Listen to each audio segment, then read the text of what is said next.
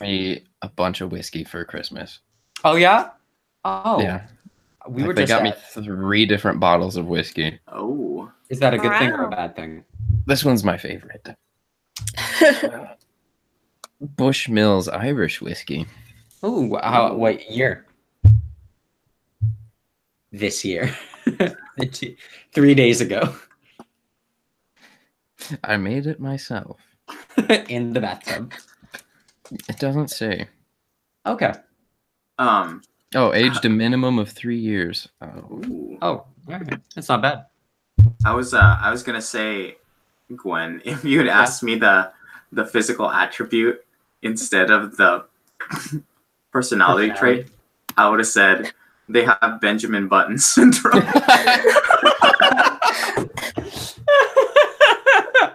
Oh no. Gosh, that's so funny. Oh, you all good, Osh? Yep. Okay, cool. That's I mean, this is for fun, so this is pretty. Can I get a quick summary of what happened last time? Sure. Last time on On D&D.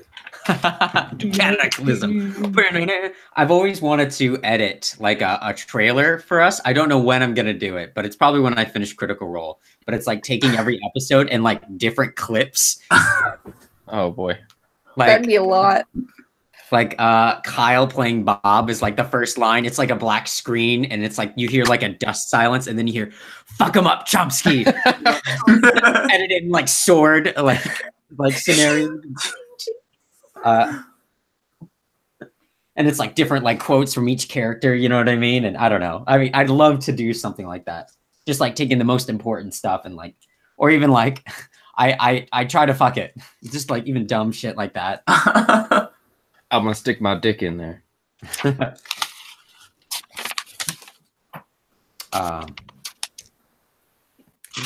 yeah, so Kyle, would you like to give the recap or would you like me to? I was just looking because it was a pretty low key session. We had the funeral for Emery. Oh yeah, we went and harnessed lightning. Yeah, we did. In the most stupid way possible, but also the smartest. Like it was a weird combination, but It was like basically efficient, wasn't it? I only went unconscious twice. Is this More like, efficient than fighting the Behir. That's True. true. Is this to make the ship move? Yeah. Okay. Basically, the batteries. Also, we found out Rilke has a drug problem, like a canon drug problem.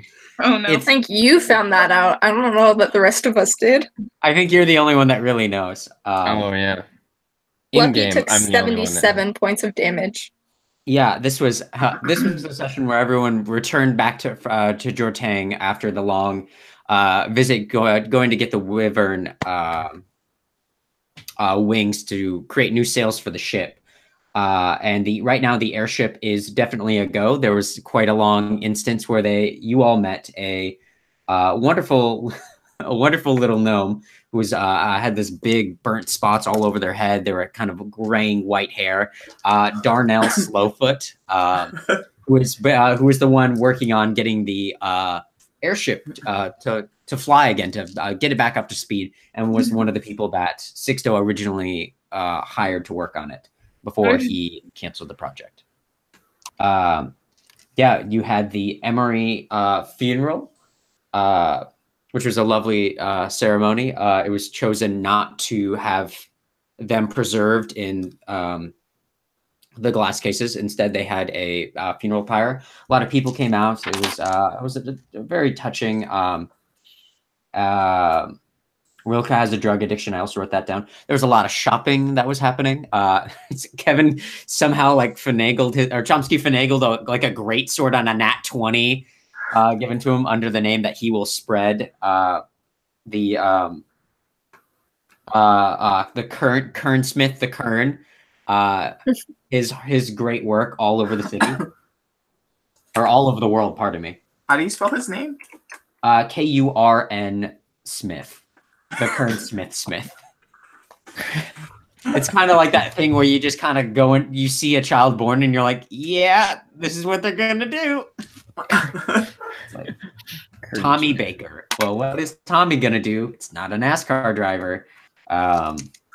It's drugs. Baked into some brownies. Fuck. That's really funny. And the last thing that happened. Oh no, go Kyle. I wasn't saying anything. I was just making noises. Oh, okay. That's classic you. And the last thing, the rest of you, Darnell said that everything was good to go. Everyone was getting everything together. They were getting all their items together. And if they had any last minute things that they wanted to do before you all shipped off, you could do that now. Darnell is getting the final touches, and there's a couple of gnomes loading things onto the ship. Yeah,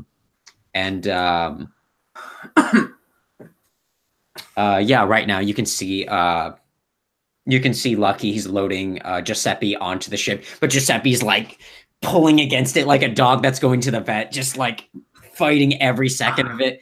And you just see Lucky pulling out like apple after sugar cube after carrot, like just taking things out of the supplies to get Giuseppe on, because Giuseppe doesn't like flying, which is a weird thing for Giuseppe to decidedly not like, because Giuseppe doesn't know the ship flies, and Giuseppe's never flown before, so I don't know why. Maybe Giuseppe's sailed before? I'm still figuring that out. Maybe it's just like Giuseppe in past life was like either a sailor or like an aviation pilot, and things just went fit really well. That must have been it. Finally, the untold Giuseppe backstory finally revealed. This is why he's such a smart horse, and like, you know, is very cautious of these things. It's like he had a very traumatic past life with everything that he did, but always had that small sense of adventure. That small little yearning for adventure, and that's why Giuseppe isn't your average horse. He's not just a horse; he's my friend. Oh, Giuseppe saved 2 other lives against a herd of owl bears. Anyway, I could talk about that all day. The last thing you all see, kind of walking into this large dome-like area where you can see the ship is there, not well illuminated. You see a couple of the gnomes and a few dwarves run over to this big, long rope, and they start pulling on the rope, and you see the ceiling slowly starts to open up, and you can see light starts pouring in from because you all are on the upper district. But you can see light pouring in, and this is the first time you get a good look at your ship, which I sent into the chat. Ooh. Yeah, it doesn't have the same scale as the size of that ship. It's a little bit smaller than that because it's not massive. It's not like this. You're not on a cruise ship in the sky, y'all. But it is like the size of a cruiser. Nothing too big, but it's decently sized. As Darnell kind of pulls his hair back into like a half like ponytail, but most of it's kind of burned off, and says, "Well, I finally put the finishing touches on. Is there anything else that you're missing?" "Oh, I know." And then you see Darnell run up the side of the boat and then takes a small little sticker out of his pocket and slaps the little electricity sticker on the side of the boat. And then Darnell looks very proudly and like does like a ta-da! Oh, Darnell. Not even a single thing. I mean, I guess I don't need thanks. You know, the work, it was enough doing the work myself. I don't need anyone to thank me. Darnell. No, oh, it's too late. You're a bit crazy. You scare me a little bit, but I respect your work. Darnell just walks up to you with big open arms and just, Lucky, you don't know how much that means to me.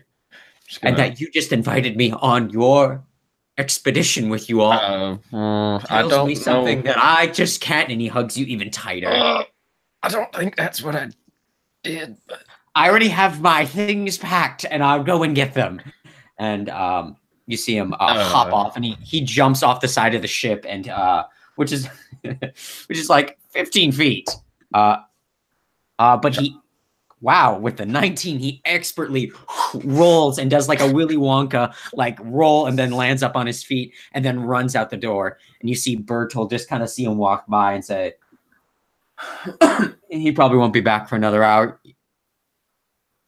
Yeah, you didn't hear this from me, but you all can just go. Yeah. Do we want to bring Darnell along? I don't.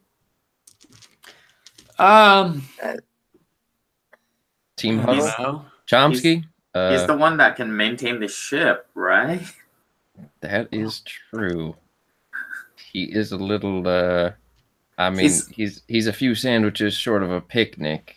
He's eccentric, but he seems to have been your friend. So, as long as you keep him company, that wouldn't be an issue. Day and night. Matter of fact, I have a room picked out just for the both of you. Chomsky, what did I do to you? You saved my life. This is a reward. A hero's reward. But Bertold actually like pulls this big tome out of his back pocket, and it's this big, thick book. We're talking college textbook on psychology, 2 or 3 on top of each other, and holds it out to you, Chomsky, and says, "Well, actually, he spent the past weeks when you were gone writing this. If you need any help running it, but and he hands it to you, and it's who's got that bag of holding? I do. Does that make this weightless? I don't know. It makes it weightless to him. You want me to put it in the bag? Yeah. Do you want to hold on to this? Sure.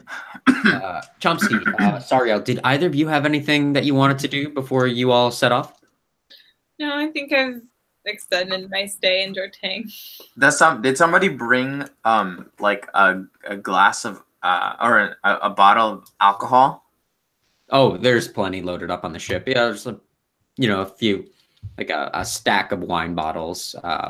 Perfect, because we need to break one on the hull before we set off. True. As is tradition. What is kind of looks at you and goes, "I don't. Is that tradition? I doesn't live in a hill, like a hill mountain on it. That's why we gotta start our own traditions. I mean, I get, yeah. Good point. Good point. Bertold just kind of backs off. And has one of the servants, hired help. Go get a bottle of their finest wine. And then he kind of holds it back and says, "Get a bottle of not so good wine and a good bottle of wine." And then they run off. Do we have a name for our vessel? From my travels, I know all the best vessels have names. You can see. We could call it the Amory. Oh. Seems to poor taste. You weren't even there in the funeral. Was Sariel there? Yeah, I guess. Yeah. Sariel. Yeah, she was there. Yeah. Just quiet. Looked very aloof. Rilka actually goes, "Actually, I have a great name for it." And Rilka casts minor illusion, and it's you see the name carved into wood, the SS Rilka.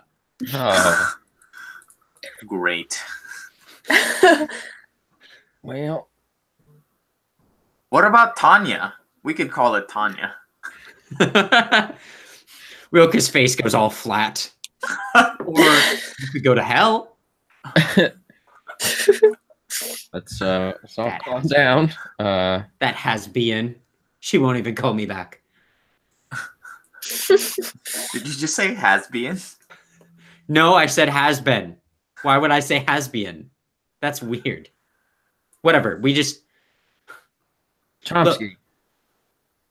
What was the name of your aunt that Sixto built this ship for? Her name was John Cena. I was actually named after her. Aunt Meg. Chompsina. Chompsina.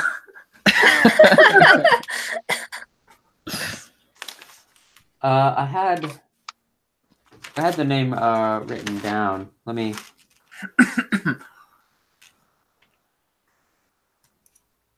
I remember like going, oh, I should write this down. Because if I'm not overstepping my bounds here, I thought maybe it would be fitting to name the vessel after whom it was. Very good. Yeah, I agree. Didn't you work for them? Shouldn't you remember my aunt? You know, Chomsky, your family was one of my favorite employers, but I've had a lot of employers over the years, and names escape me sometimes. I mean no disrespect. Hello. Do you wanna? I'm having trouble finding it actually.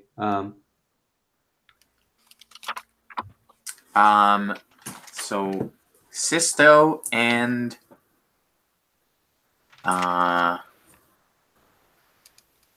So what time tomorrow are we leaving here?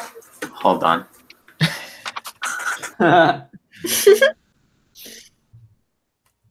We're going to Asia tomorrow. Yeah. Rilko looks at all of you and goes, "Okay, but like, what are we doing? Are we still gonna go help Miss Emery out? Like, is that?" This thing extended way beyond just Emery. Emery was just the impetus. Weren't to do we it going to quickly? Right. Weren't we- But there's a demon infestation back in Kingsport, which a lot of us kind of considered to be a home for all of us, and We needed to go north anyways. I thought we needed to go north. look, everybody, I don't know if you remember, but Hal abandoned us. Does that not ring a bell with any of you here? Hal left us for dead. Doesn't ring a bell with me. Do you have any You other be quiet, pretty leads? boy. No. All we have is to go north. For the North remembers. I'm with Ruby. Yeah, if you last recall, Purton was the last place that Emery told you to go. Purton and go and talk to Blue Bethany. Blue Bethany, that's right. She Yeah. sounds sick. She's very sick. Sick in the head. Blue Bethany. More like bent neck lady. At this point, the bottles of wine are come back, and Bertold hands you both of them and says, "Christen the ship." So, what is the name of the ship then? We're naming it after your mother. Which We're naming it Nalia. Yes, that's exactly what I'm thinking. That's Chomsky. I can't tell you what that means to me. That's quite a lovely gesture. Sixto would have liked that a lot. We figured, since it was one of his gifts to her, we figured to honor them both. It was only appropriate. And how do you call those thingies? So all of you, unless there's anything else you want to do, you all hop up. You all christen the ship. You see Chomsky take the bottle and smash it against the hull, and it runs down the side. What a good waste of wine. And then opens up the. We have plenty. I got plenty of whiskey in mine. Chomsky passes around the bottle to all of you, and you all take off. All right. Well, We're headed to the Sea of Glass. do we have a crew on this ship, or is it up to us to? We are the crew. Oh boy. There's a manual, and if you recall, Ruby is actually a sailor, which that's true. maybe this is a little bit different, but maybe some of the principles are the same. Yeah, you're part of the Sailor Moons. Ah, Sailor Ruby, Sailor Mars. to say I'm a sailor is a bit much, but I'm familiar with boats. All right. Great. This is the first time I have been on a boat. How did I've you know never- about the wine bottle thing? It's a tradition we started today. She just really No one wanted else to has ever drink done some it before. wine. Yeah.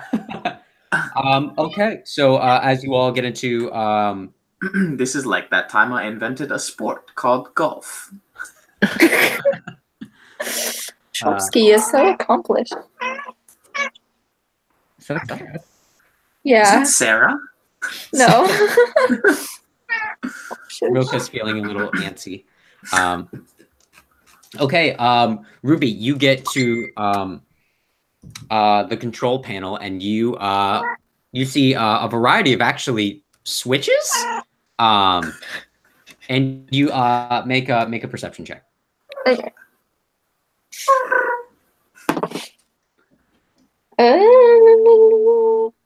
16. 16. You see a small cat kind of come out, pop its head out of a barrel, and it looks like it was eating out of a barrel of dried fish.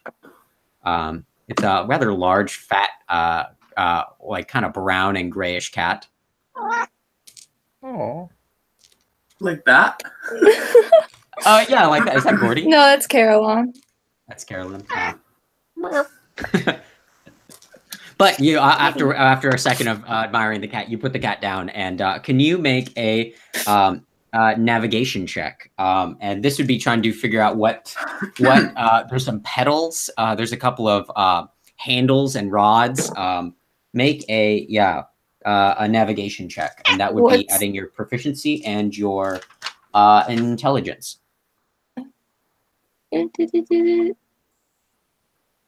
22. Holy shit. Okay. You just kind of seeming to know what to do, as you have also taken the book out of the bag of holding and holding it in one arm and kind of pulling levers on the other, as you manage to nimbly fold in the sails, and the propeller starts up. As the propeller continues to accelerate, getting to a point where it's almost like a wind turbine, where wind is blowing all the loose things around. You see a couple of the gnomes, and they're like they're like flipping down around, and you see Bertold just standing their ground and just kind of gives a big wave at all of you, and the ship starts to rise directly upward. After it clears the hangar, you see the wings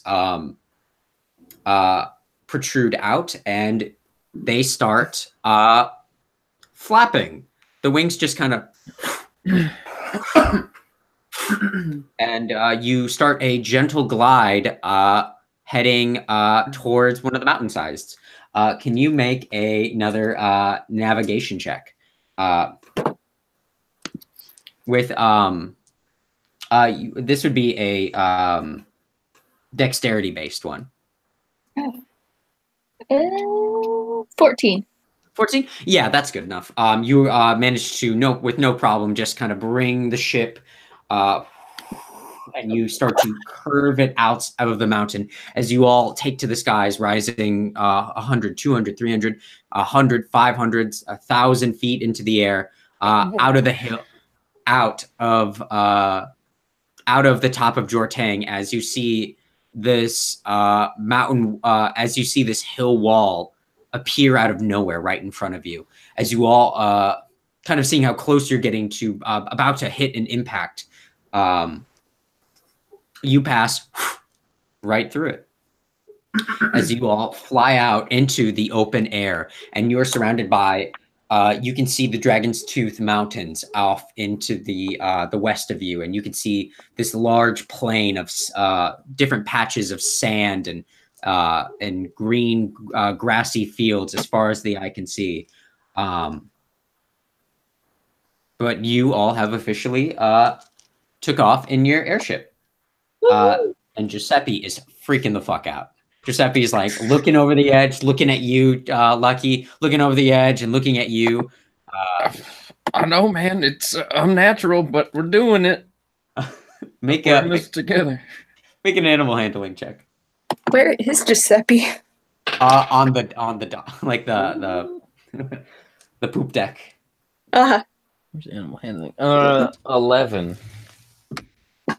Well, Giuseppe rolled a 6, so you do manage to you pull out another handful of sugar cubes, and Giuseppe eats them down real quickly, and seems to kind of calm down a little bit, and kind of sits cross-legged on the boat.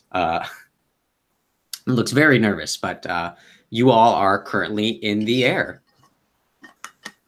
Where are you all going? North. Set a course due north. To person in Sicily.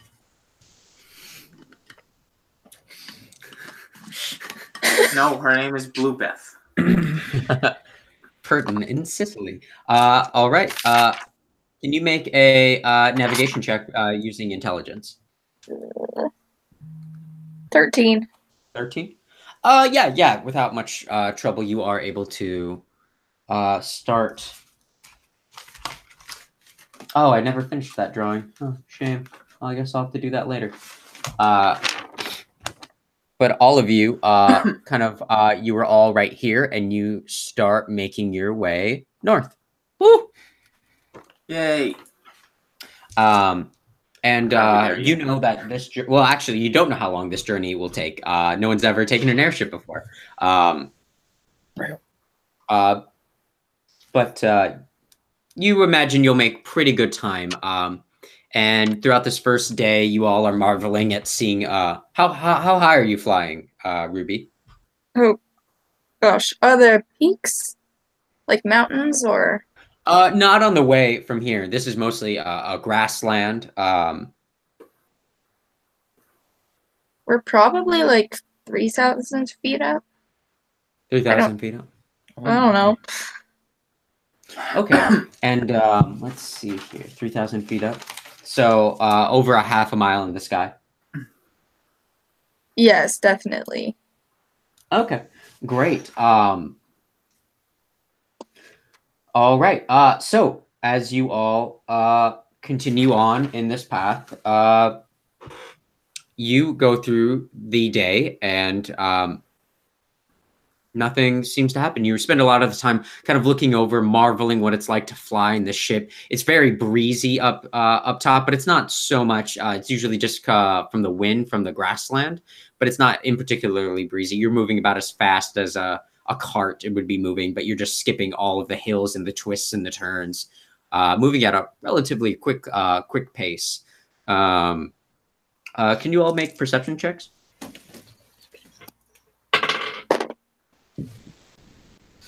23. 23? 16. 16?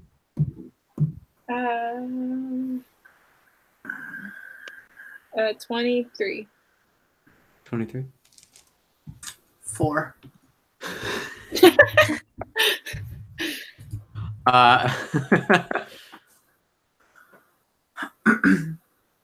That's really funny, guys. Okay, so all of you, except for Chomsky, is able to see a group of 7 or 8 eagles flying above you all, actually. And you see them, and they're flying in a very specific formation, which is actually what catches you off guard. And the 7 eagles start to fly downwards towards you all at a alarming rate. And as they get closer, you see these aren't actually eagles. You can see they're actually more humanoid in feature. And you see these large humanoids with these long, big bird-like wings, and they are now floating above you. Looks like they're observing all of you from 400 or 500 feet away. Do I see them now? You can all see like these specks, these humanoid-looking eagles off in the distance. Yeah. Looks like we've got some company up here, folks. They don't look unfriendly. We'll keep an eye on them for a bit. Tie me to the mast. Everybody plug your ears. If we I will must. guide you all. Only I can hang on, can listen to the. Only I can ignore these humanoid birds. But do you all do anything, or just kind of watch them observe, and let me know if you do. Just gonna observe. Perhaps we should get ready to get lower if need be. Yeah, how do we do that here? Right. There are. No. I believe it's the grate, actually. How the do we grate. You lift land? up the grate there, and then you. No one's ever landed in an airship before. You don't know. There's a there's landing ideas. button. There's ideas and like concepts inside the book, but it's never been tested, and it was written by a madman, so you're not really sure. Go to the chapter on landing. Is there an anchor? There is indeed an anchor, as this is a fully formed ship as well. We just drop. plummet. Is she seaworthy? You believe her to be, although she's never been in water before.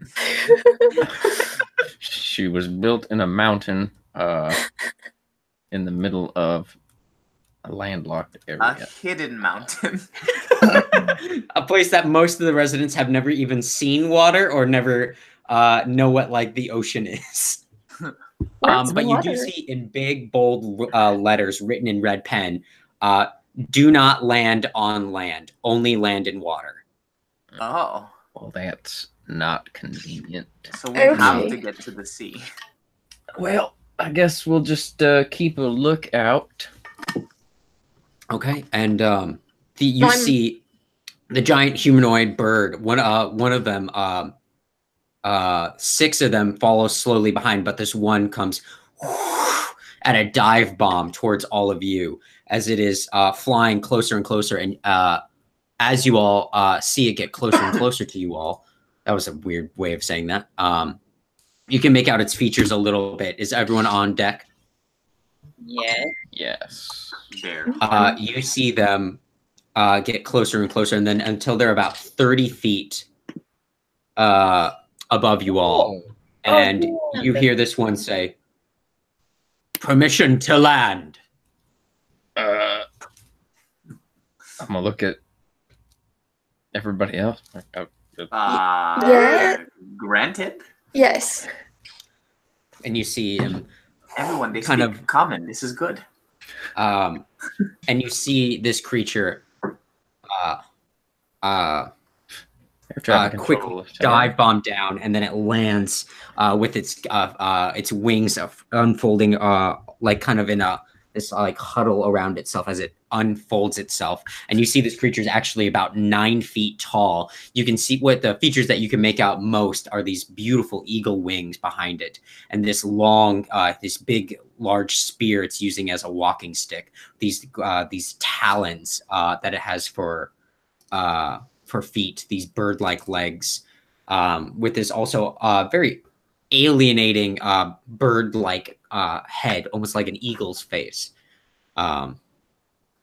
And it looks at you all and gives a slight bow and says, "Thank you for allowing me to land on your ship. This already proves that your intentions here are not as worrisome as we'd hope. But please, I must ask, why would you bring a ship into the sky? This is very peculiar." I bow back. And I would awkwardly curtsy. gesture everyone. I also bow a little. And then I say, we have just built this ship, and we intend to use it to travel to Purton. It seemed the best way. the fastest way. Indeed, flying is much faster than what you landlocked creatures usually use. I must say this is rather uncommon, especially finding such creatures so high into the air. But I must ask you to not come this way, nor any closer to the Dragon's Teeth Mountains. This is our domain, and we do not allow trespassers lightly. But the idea of seeing a flying ship caught us all so off guard that we wanted to see for ourselves what this was about. Well, I'm gonna ask for directions. Is there a way for us to go around? Is that like is it a minimum safe distance? We don't want to threaten your people.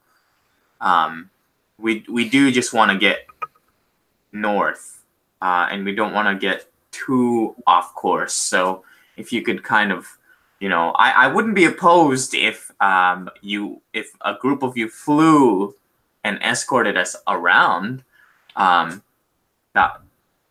We are you fond of wine?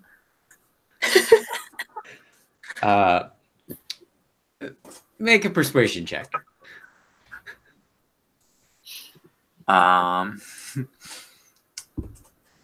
That is a 12.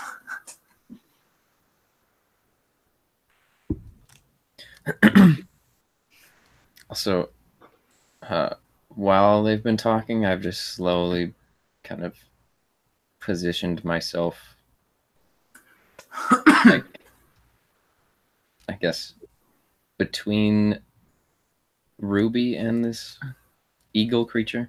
Okay. Yeah, as you get a better look, you can see all these creatures are massively...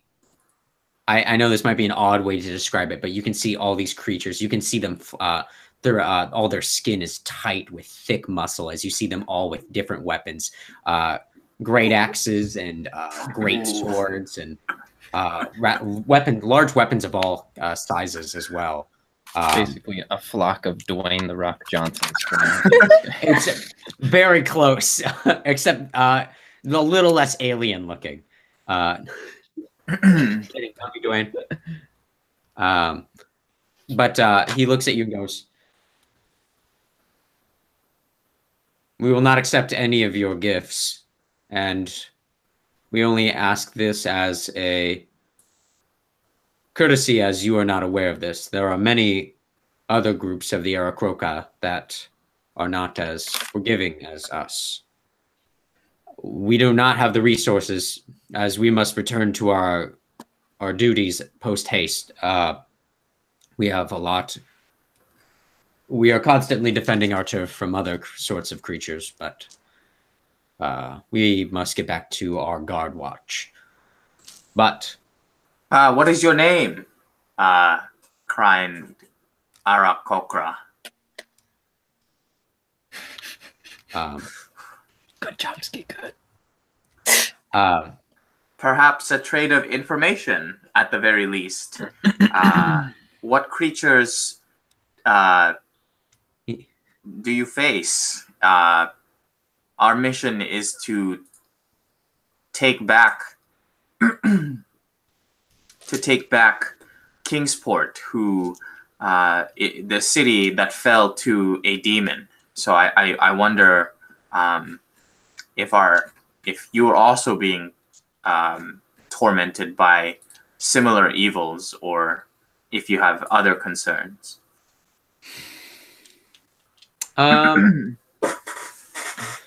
Well, my name is Swiftwind. It is a pleasure to meet you. And he extends a hand out to you. Swiftwind, I am Chomsky. Chomsky's Cogsprocket. I've never met anyone of your race, but I am pleased to make your acquaintance. I appreciate that you all have such manners where you come from. And it's... What was the name that you said? Cog Sprocket? Cog Sprocket, yes. Do you know a Sixto Cog Sprocket? Ooh. Yes, Sixto and I were very close back in the day. He unfortunately recently passed. How do you know this name? Well, this was someone that I had established a few trades for goods and services a few times here and there with the city of Jortang, I believe. That is where we came from. That is where we hail. Well, you creatures, you landlubbers, have no shortage of surprises. It's an honor to meet one of your cog sprockets. Sixto was a brave man. He was to the very end. I'm sorry to hear of his passing, but... Well, I would say that we have been harried by other groups of Aarakocra, as well as some spined demons and devils in the passing areas, but nothing that we haven't been able to handle. Well, that news pleases me. Yes, the barbarian's talons always strike true. We will do our best to abide by your wishes and make sure that we are not trespassing on your lands. Does anybody have a map? If you give us a moment, I'd like for you to draw a perimeter so that we can be more cognizant of the area we shouldn't trespass on.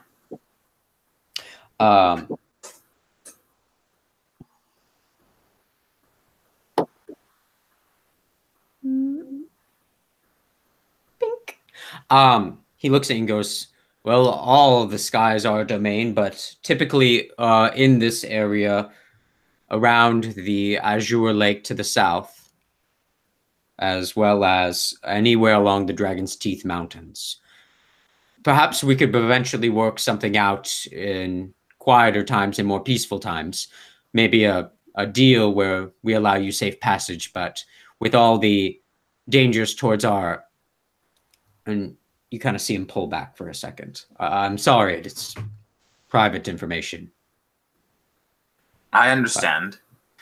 Well, I appreciate the warning and not provoking an attack. And again, it's a pleasure. It's not every day that we see a flying ship, so.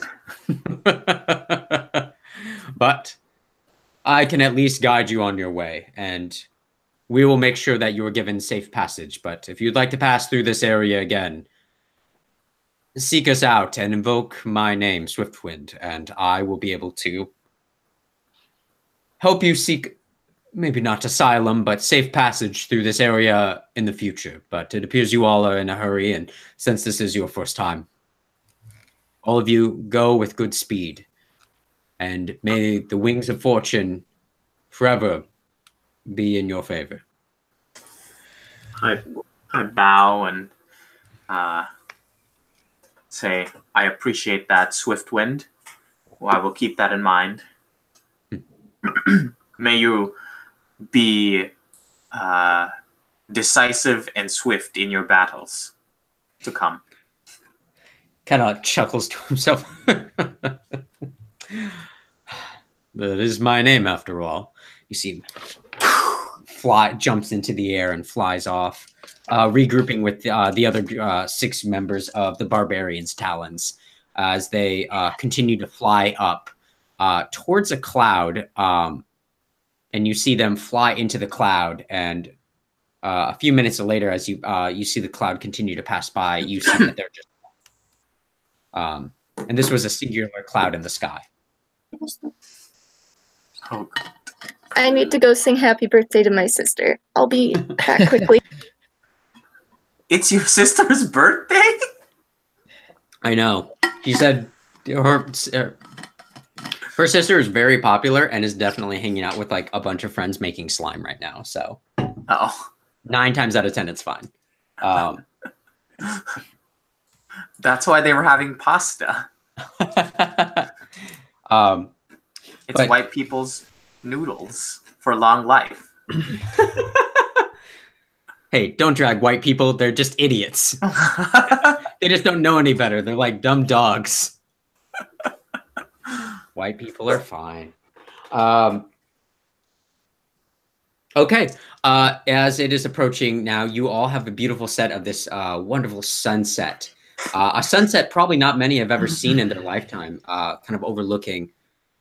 You can see just the fields of glass just go on for miles and miles and miles, and you can see the Dragon's Teeth Mountains off in the distance. And you can see occasionally when you all look up, you can see a group of looks like giant eagles keeping an eye on you from a distance, but Nice. yes. As night approaches, what do you all do? Do you all just go to sleep, or do you take watches, or? Watches? Yeah, definitely take watches. Yep. Rilka, you see Rilka has like opened up a bottle of wine and is drinking it, singing to herself, and goes, "What do you need to watch? The clouds? I mean, what's gonna find us up here? I'm not really exactly worried about a knoll attack right now." And she takes a big swig. Somebody has to make sure the ship still runs. At the very least. The ship doesn't run, it flies, and then she walks back downstairs. Wake me up when you need me. Guys, Why do we oughta take her have anywhere? We ought to have a talk with her at some point. Also, Loki, timeout. Am I playing Rilka's character? Let me know if I'm doing a bad job and I'm You're doing a great job.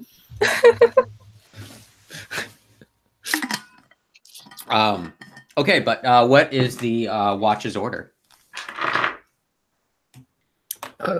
Roll for initiative. I got a 9, so I can take the low. No, I didn't. I said roll, like, who's taking the watch? I know, that's what I'm saying. We should Yeah. all roll for I it. can take the first watch. Okay. I don't know how many watches we added to the ship, but you know.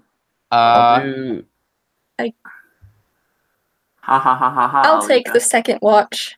Okay, I'd probably say 3 watches of 4 hours each. I'll do the last watch before. Perfect. And I will do the watch after the last watch. The morning watch? That's right. So you just wake up for the day. That's right. But he keeps a watchful eye on it all. Sariel, Ruby, Lucky, Chomsky. Okay.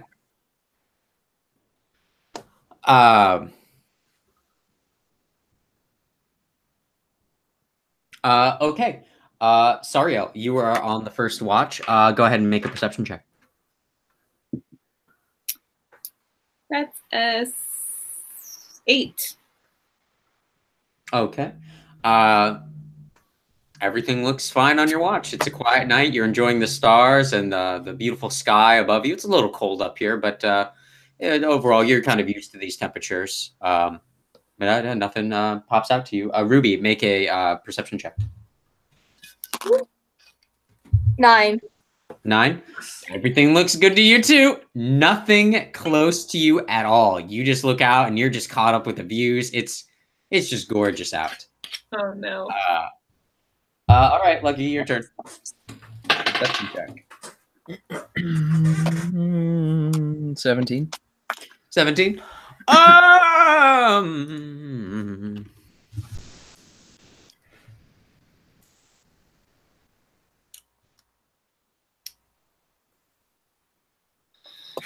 I don't like that.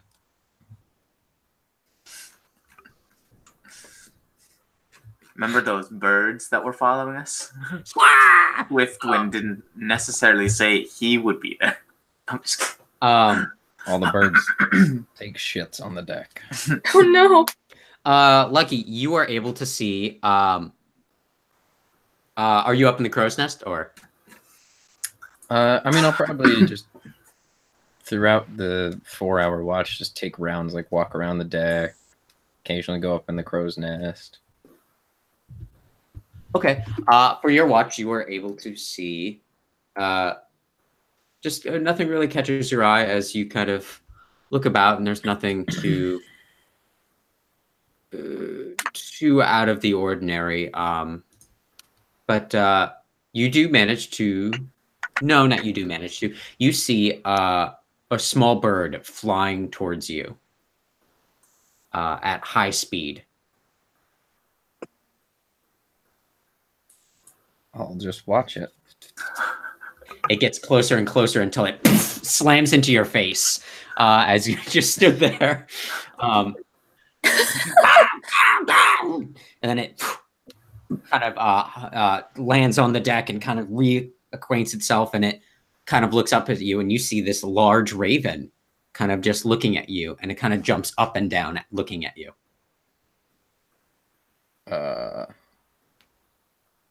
Howdy. You, who I think you are?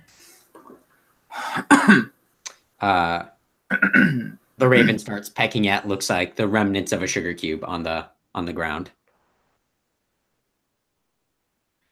I feel crazy. I'm talking to a bird right now. And kind of pulls at one of your boot strings. Do I get any sense of anything from this bird? Like, is it more than just a bird? Is it? It looks like just a bird. Yeah.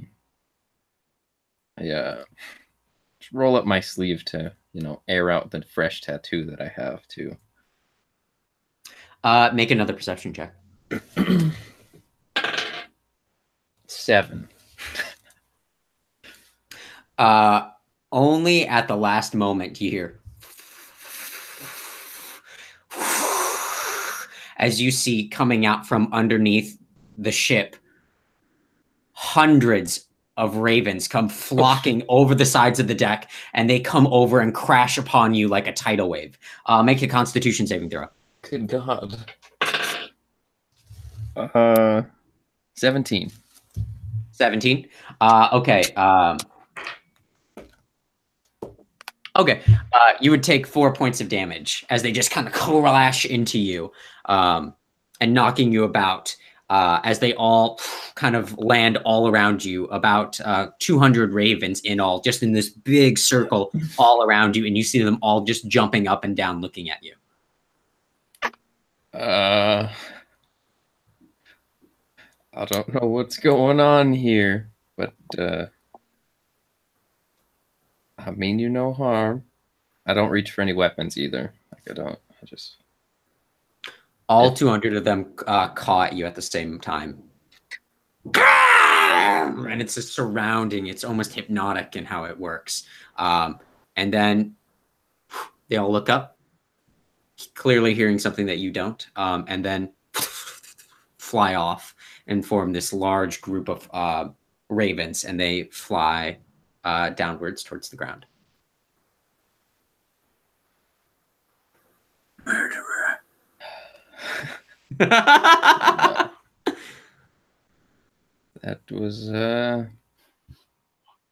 was something.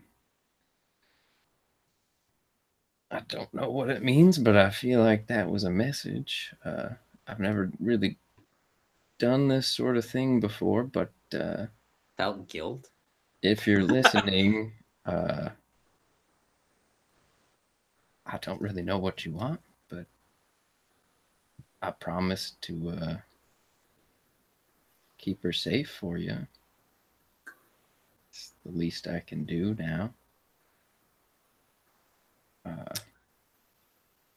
Man, I feel crazy. If you look downwards, and you do see one raven left, and it has fully taken off your boot string, and it is now like yanking at it, and like it looks like it's just kind of jumping up and down, like whipping it against the ground, and flies up onto your shoulder. Oh, hello. And it flies up to the crow's nest, and you don't see it anymore.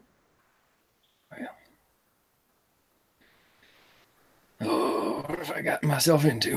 I'm gonna take my whiskey flask out, take a drink. Okay. Okay. And after that, it is the next morning. Nothing else really of consequence happens. And you all see a not you all see. Ruby, make a investigation check.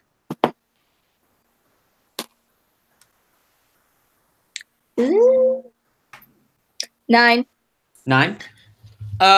You're looking through the book, and it's just a hard time reading it.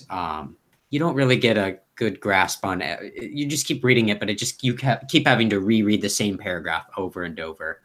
But nothing really stands out to you. But what do you all want to spend the next week or so doing before you have to? The next week or so of travel. Do you all spend your time doing anything during this? I am bonding with my greatsword. Master greatsword. My master, which I am deciding to call Evie. I like it. I like Evie. Because it's a little heavy. My little Evie. Huh. I'll play fetch with Charlie on the deck. All you have to do is like hold the thing and it'll fly down. Oh no. Yeah, Charlie's excited to play catch. You almost lose a ball once or twice as it bounces and it goes no, but then Charlie makes a good save right at the end. Lucky Ruby, do you spend your time doing anything? I mean, I'd probably take a little time to like clean all my weapons, sharpen the sword and the daggers and things, and I'll also try to like learn a little bit about the ship and things from Ruby, and then also occasionally ask a few questions about like the Raven Queen. Try not to be like super obvious about anything, but just like subtle, like so ravens, huh? I don't. What's the deal with ravens these days? Oh, Seinfeld. What's the deal with that? Do you want to ask Ruby any questions, or also make an investigation check then? Ooh, pretty good. Pretty good. 17. Okay, you managed to see a passage that Ruby the pages must have been stuck together or something like this. But you see that in order to change the batteries on the ship must be landed. This is not something you can do in the air. None of you were aware of that. Do we know how much time we have left on the current batteries? There's between it can last from 7 to 10 days. Right now, you all are on day 4. Don't we have an extra charged battery just laying around so we can? You do, but yeah, you have to stop the ship, and it takes about 30 minutes for it to attach and then put on the new one. What's the rate? It's 9.8 meters per second squared, right? Gravity. You can fall about 500 feet in 6 seconds. I was gonna say, how high are we? How high can we get up that you're like trying to glide your way?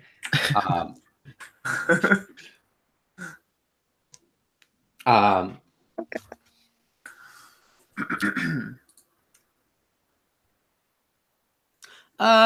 that can come later. Okay. Each of you, Sariel, can you make a perception check? This is the night of a next watch. Okay. Wait, shouldn't Chomsky be doing the watch? We didn't. No, nobody asked to reschedule. You said you would be doing the after watch. I said after the 4th watch. The 4th watch happened in the morning. while Should all of you were sleeping. Should it just rotate? So like, Yeah, I can take watch. whoever did the I didn't know first Ruby watch, would be so offended. Whoever did the first watch gets a full night's sleep. Whoever was the second watch is the first watch. Whoever was the last watch is the second watch, and whoever slept gets the last watch. Okay, so this being the fourth day, 1, 2, 3. It's Very common. Chomsky's not on the watch this day anyway. So Back at the top of the rotation. we're back at the top of the rotation. And you see that Rilke Fine. actually has gotten sick and is staying below quarters. Apparently, she's getting airsick. Withdrawals. She keeps saying how cold it is up here and how she hates flying. But Rilke, you've taken all the blankets. Sorry, I'll make a perception check. Oh, yeah, 23. 23? Okay. You see,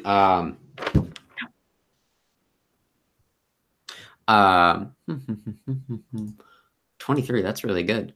I got You plus my proficiency.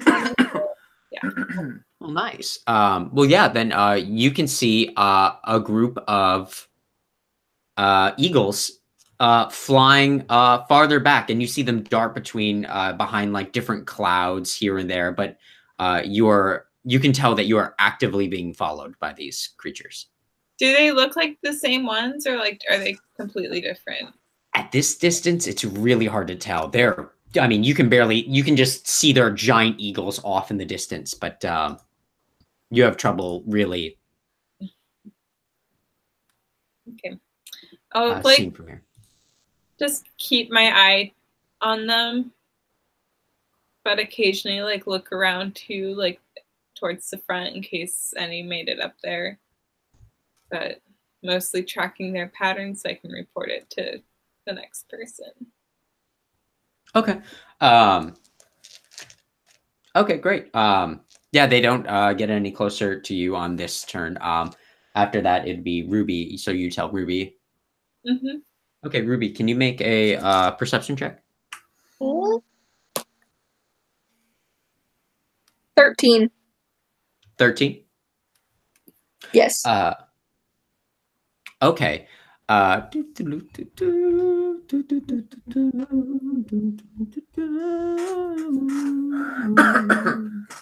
me. There we go. That's what I'm looking for. Okay. 13, huh? You can see these eagles have gotten a lot closer, and you can see 3 eagles actually turn out to be Aarakocra, surprise, as they land on the deck of the ship in front of you. Do they look familiar? Do you have dark vision? No. Do you have a torch, or would you have a torch out, honestly? Probably not for night vision. Like, Okay. they're just having regular night vision. You can see them, but you can't really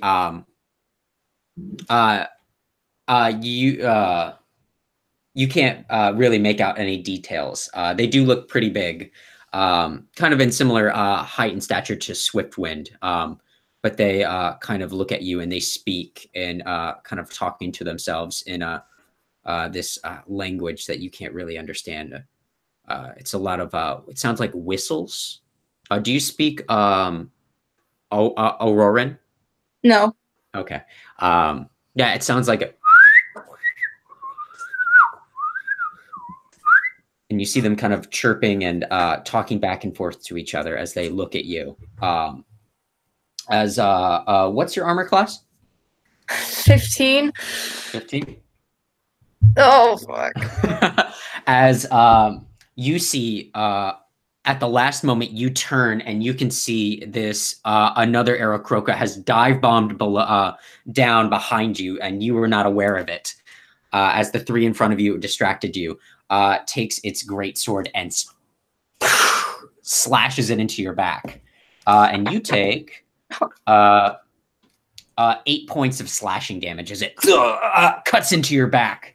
Um, How did you only have 8 health? and she's down. She's dead, actually. Bye, guys. First death saving throw. I yell out, "We're under attack!" as loud as I can. I like thump on the floor. The three of you make perception checks. Oh. 18, baby. Oh, 22. hey, 14. 17. All three of you immediately bolt upright, fearing for something like this, and all of you are able to hop out of bed. Right now, who has light armor? Definitely not Chomsky and I. Oh no! My So armor neither of is you bright. Sleep In in the your light. armor because it's it would cause 1 level of exhaustion for you. Okay. But you are in your pajamas. Sorry, I believe you could sleep in your armor if you wanted to. Okay. But I don't know if you would or not. All three of you are able to gather your things quickly, but it would take about a minute to 5 minutes to put on your armor. Nope. I will emerge from my cabin with just my sword. I am shirtless. I've got breeches on, but I will take my time putting my armor on. Sorry, I'll absolutely sleep with your arm. Just so you know, Chomsky, it will take 3 minutes for you to put on your armor. Sounds good. Okay, is my that AC without will be 18 rounds, just so you know. Oh my god. Oh no, that'll be 30 rounds. Pardon me. That's 30 rounds? Yeah, because every round is 6 seconds. There are 10 rounds in a minute. It Good takes luck, 3 minutes. everybody.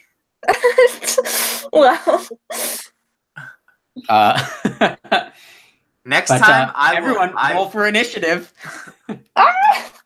Fuck it. I'll go out there. So how do I do my armor class without my armor? Is it 10 it is plus your dex plus your modifier? dexterity modifier. 10 plus dex? Yep. All right. What? So I have... Are you fucking serious? I have 8 armor? It's negative. You have a negative dex modifier? No, I have +2. Oh, so it'd be 12. Oh. And you have your shield, right? You No, don't use a shield. You use a great I don't sword. have a shield. So it'd be 12 then. Ugh. My AC Alright. is also 12. What is everyone's Initiative.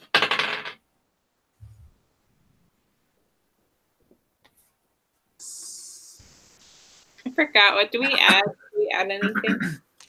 It should already be marked on your paper, but you would add your roll plus your proficiency bonus plus your not your proficiency plus your dexterity modifier. Okay. 25. Damn. Okay, Ooh, yeah. 19s, and it's the best thing ever. Okay. So 25 to 20. Sariel's number. Anyone beat 25? Okay. 20 to 15. I have an 18. 18. Lucky. 15. 15. Okay. For Chomsky. And did. Okay. Rilka. You also hear Rilka yell out, "I'm up!"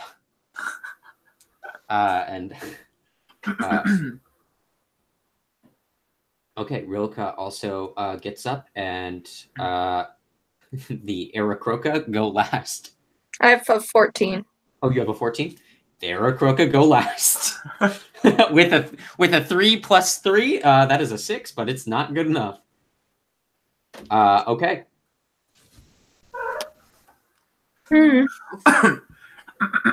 All right. Okay. We could do this in Google Slides if you'd like to. If not, we can just kind of theater of the mind it, and you can look at the picture I sent you. The Eater of the Mind. Yeah, Okay, I'm fine. great. Leader of the Yeah, mind. because then we don't have to choose squares. Okay. Yeah. Great. So, so you can kind of see right now how it's the hatch where they come up is behind the 3 that are in front of you, Ruby, and then there's the one that is directly behind you. Sario, you were up first. Okay, I'll take care of the one that's behind me, or behind Ruby, because I'm guessing that one's the closest to me. Okay. Yeah, you can spend your movement to get all the way up, and there is the grate that prevents. Are you going to open the grate quietly, or just like throw it open? Because you have to climb up from down below. Yeah. I think I'll like open it slowly and kind of see where everyone is, and then since I see like that one's like right there, I'll kind of just like burst out and take like catch it by surprise. Okay. Yeah, you can you make a quickly make an athletics check just to make sure you can get up there no problem. Wait, can I just yeah. want to clarify something. You said so there's one behind Ruby and then 3 in front of her. We Yeah. come up behind The 3. the 3. So Yeah. there's the 3 and then Ruby and then the other one. Yeah. So we would have to go past the 3 to get to the other. Oh, yeah. okay. I thought the other one was closer to the crate. Okay. So I'll attack one of the 3. Yeah, if you all yeah, if you look on the map, it's like where that the little black grate thing is, that's where you all come up. And then there's 3 like right in front of it. And then there's Ruby, and then there's the one from behind. Okay, I don't see a map yet. But what did you get? I sent it in the group chat. I know it's not loading. Okay. So is Ruby towards the captain's quarters or the back? The captain's quarters. Yeah. Okay. Okay. So what did you get? Oh, I haven't rolled yet. Sorry. Oh. Okay. That is a athletics. Yeah. Okay, that is a 18. Okay.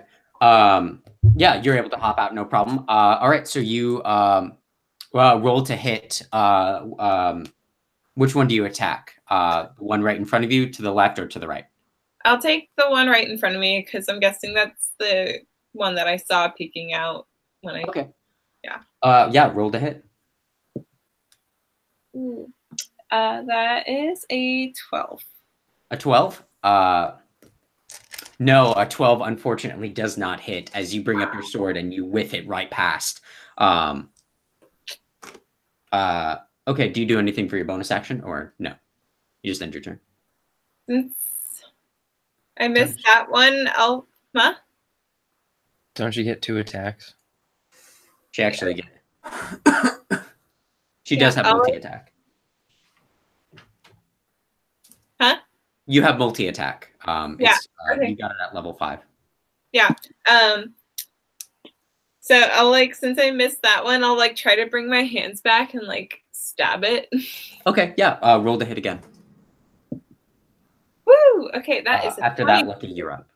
A what? 22. 22, that'll hit. Roll for damage. I'm guessing using just the short sword, or? Yeah, unless I know that the glass dagger does any special damage or whatever. But no, you wouldn't think so. It's just a very keen dagger. Yeah. Okay. Roll a d6 and add your dexterity modifier. Woo! That is a 12. Oh wait, no, 9. Sorry, that's a 9. I was like, what? Oh, sorry, no, because I'm proficient in dexterity, so it's do I add my bonus too? No, just your dexterity modifier. Well, that's a 9 then. 9? Nice. Yeah, you do 9 damage to the second Aarakocra as it lets out a shriek, and then you see the all three, 2 of them turn around and go, we're not alone here. Okay, Lucky, it is your turn. What do you do? First, is there any way around them? I don't care if I take an opportunity attack, but is there any free spaces? Or... you would have to take a full that's technically far away, so you'd have to not attack this turn. As you'd have to use your full, you'd have to take the dash action to run past them. What if I go on?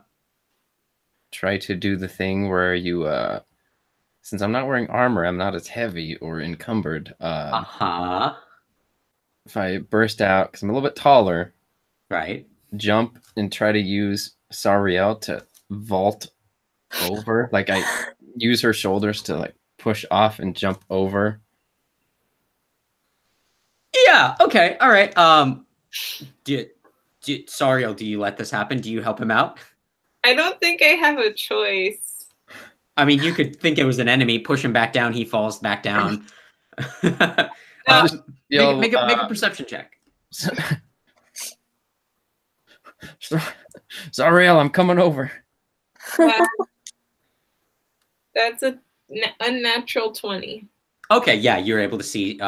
You hear Hal running up. Make an athletics check to throw Hal over. And Hal, Lucky. pardon me, Lucky. Lucky, make an acrobatics check. Okay. So athletics. Oh, it's actually pretty good. 21. Nice. 16. 16. Yeah, using the fastball alley-oop, you managed to whoop right over the heads of the Aarakocra as you are now in front of, you are side by side next to Ruby, shirtless. You see two of the Aarakocra kind of gasp a little bit. And you see them stare at your nipples and they go, mammals. Yeah, I'll let you still take an action. What would you like to do?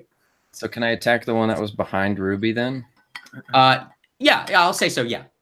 So you zip will... past Ruby and then swing your... Yeah, I'll take two-handed strikes at that guy. All right, roll the hit. Oh, ooh! One's a natural 20. Oh! And the dirty. other is a 21, modified 21. Both hit. Roll for the crit first. So roll it, then double it, and then add your modifier. So D10. So doubled is not great. 6 plus 4, so 10 on the first one. Okay. And then 10 on the second. So nice. Yeah, you do two devastating cuts towards it as it lets out a screech. As it kind of staggers back. That'll be your turn. Chomsky, what do? You were right next to Lucky when he ran up. What are you doing for your turn? Yeah, You're in a onesie, I imagine. I cast shield on myself. Okay. And then do I have a bonus action, don't I? I thought casting shield was a bonus action. No, I don't think so. It's not a cantrip. Okay, then yes. Yeah, because I don't think you have warcaster. Yeah, that would be your action then. That'll be my action. No, shield is a one reaction.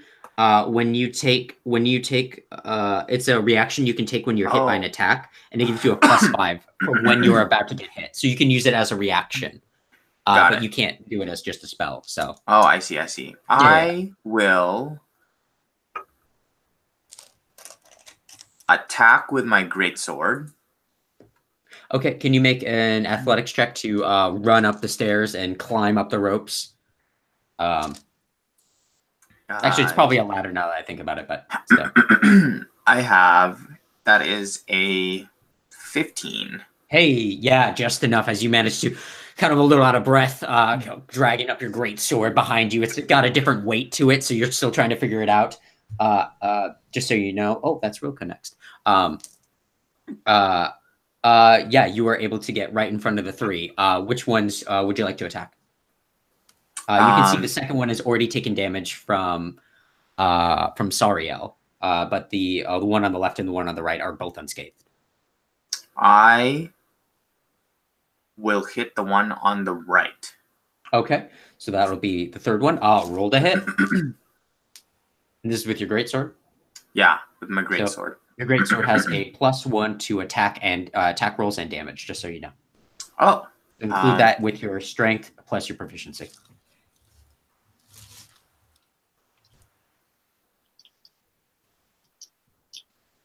That's a 16. 16, that'll hit. Nice. Are you going to do both attacks against it, or?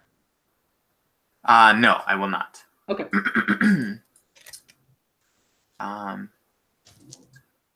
So 2d6 +1 plus your strength.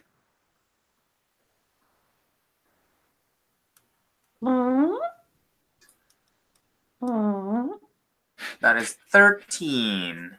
13, nice. Yeah, you carve a meaty chunk out of its side as it kind of shrieks out. as it turns and looks at you. I'm pretty close to it, right? Yeah. And then I cast. Casting. Unless you have. Did you get that new ability? I have War Magic. Oh, so yeah, you should. So you can cast a spell as one of your attacks, right? Okay, yeah, do it, please. So I'm gonna cast Shocking Grasp and Damn. grab the Aarakocra. Okay, yeah, roll a melee touch attack. And that is a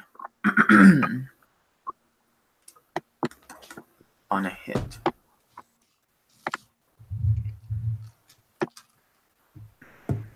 My spell attack +4, right? Like I do a roll. Yeah. I think it's your proficiency plus your your modifier that you use for spells, which I think is intelligence. Yeah. Okay. Yeah. So that's 14. 14. That just barely hits as you reach out and you, as it's dodging out of the way, you manage to grab onto its hand. Roll for damage. Wow, this hurts. That is a. I believe that is 2d8. 6 damage. 6 damage. Nice. As you see it kind of, you can see in the moonlight its light, its form. You can see it's electrified, like in a Mortal Kombat game. So just to clarify, I use my attack, and then as my second attack, I use War Magic to cast the cantrip. Yeah. But when I cast cantrip because of War Magic, I can make another weapon attack as a bonus action. Oh yeah. Is that accurate? I just want to make sure we're doing this right. No, not a lot of people play fighters, so I don't know. Let me. Seems a little OP, but I'm okay with it. Let me see here. Battle Master Champion. Where's the Gish? When you use your beginning at 7th level, when you use your action to cast a cantrip. So you used your action to attack. You can make one weapon attack as a bonus action. So technically, you used your bonus action to attack. And then your cantrip casting the cantrip would have been your main action. So. I see. Okay, that's what I wanted to clarify. Yeah. So your main action was casting the cantrip and then the bonus attack. Perfect. Just that for works. future references. Cool. Okay. Okay. Rilka. Ooh. You hear Rilka get up to the top of the stairs, and she says, "I'm coming!" As you see her slip on the stair. And you see, and she falls down the stairs again. But then the only person she can see is you, Sariel. She sings out to you. Oh, Sariel, you're so fine. You're so fine. You blow my mind. Hey, Sariel. Hey, Sariel. And I panicked. And you gain a bardic inspiration, which is I believe it is a D6. Ooh. Oh no, that at 5th level it is a D8. So you get a D8 that you can use once for attack rolls or saving throws or ability checks, but not to damage.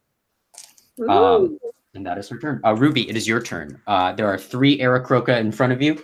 The one on your right has not been damaged. The one in front of you has taken a slash from Sariel. The one on your left has taken a couple of just got shocked by Chomsky, and the one behind you has taken some heavy damage from Lucky. Would I be able to kind of whirl around it to get into a flanking position, the one behind me? Yeah, I would say so. Yeah, you're able to hop to the side, so. Yeah, I do that, and then I want to swing my scythe at him. Okay, yeah, roll to attack with advantage. That's a 17. 17, that'll hit. Roll for damage. 5. 5 damage. Okay, yeah, you're able to do a clean strike against it. This Aarakocra is looking pretty rough. Okay.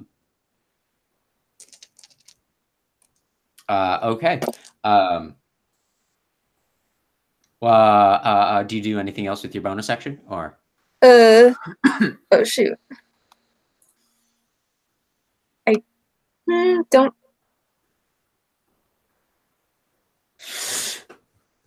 What are you doing? That's an action. No, I don't. Okay. Okay. All right, that would bring us back to the top of the round. Everyone, make perception checks. Oh no, my dice. You died. 22. 22. Damn, I'm on a roll today. This is great. 6. 22. Well done, Sario. 15. 15. Ruby. 22. Ooh. 22. Okay. Oh, look at all you high rollers. It's okay, Chomsky. We know you're sleepy. It's fine. I just hope it's not our friend Swiftwind. Who got above a 15? I got 15. Everyone else. Everyone else did. Everyone but Chomsky. You can see fly over the sides of the ship. You see a very familiar sight to all of you, except for Lucky. This large beetle-like creature flies out from behind, as well as these 2 large purple-like flying creatures with looks like shark teeth sticking out of their mouth. As you see 2 winged devils and the creature that Ruby, you know, that killed Hal What the way fuck? back on the island. Didn't we kill that guy? I died? Wait, You don't didn't know. we kill him? I wasn't there for that session. Did we kill him? We did. You sent that in the wrong post, Kyle. I sent it in the wrong post. But that's what it looks like.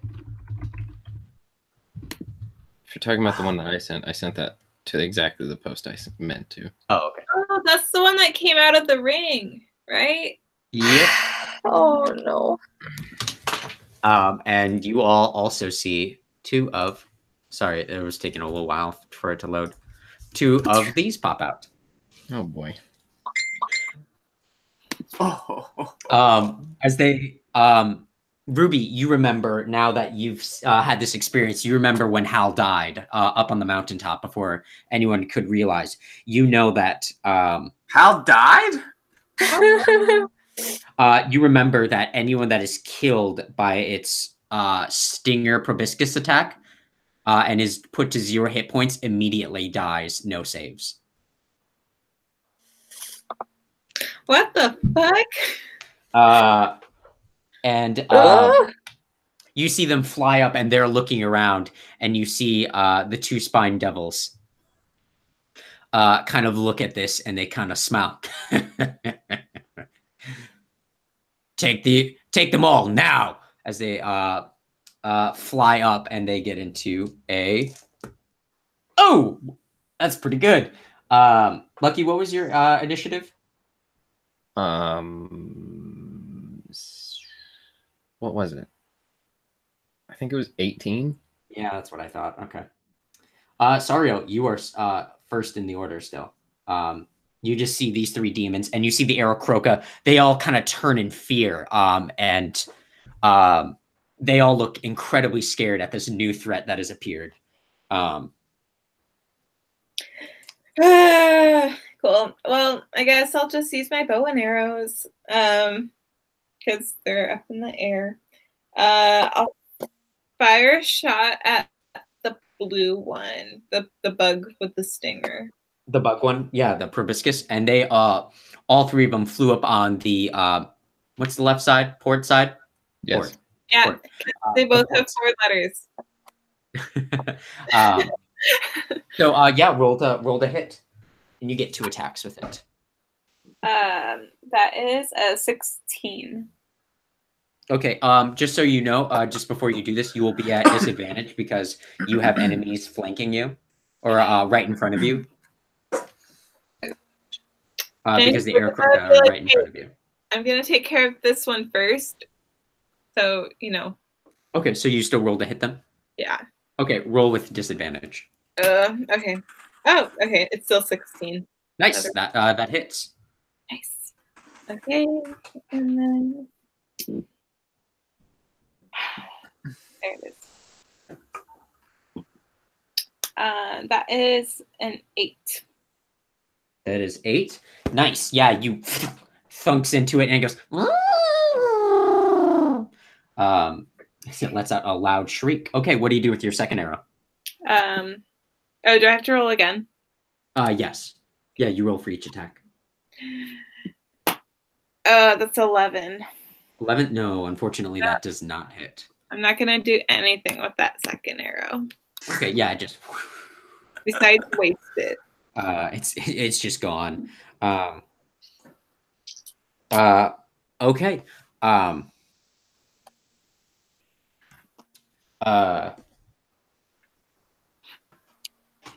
Okay, great.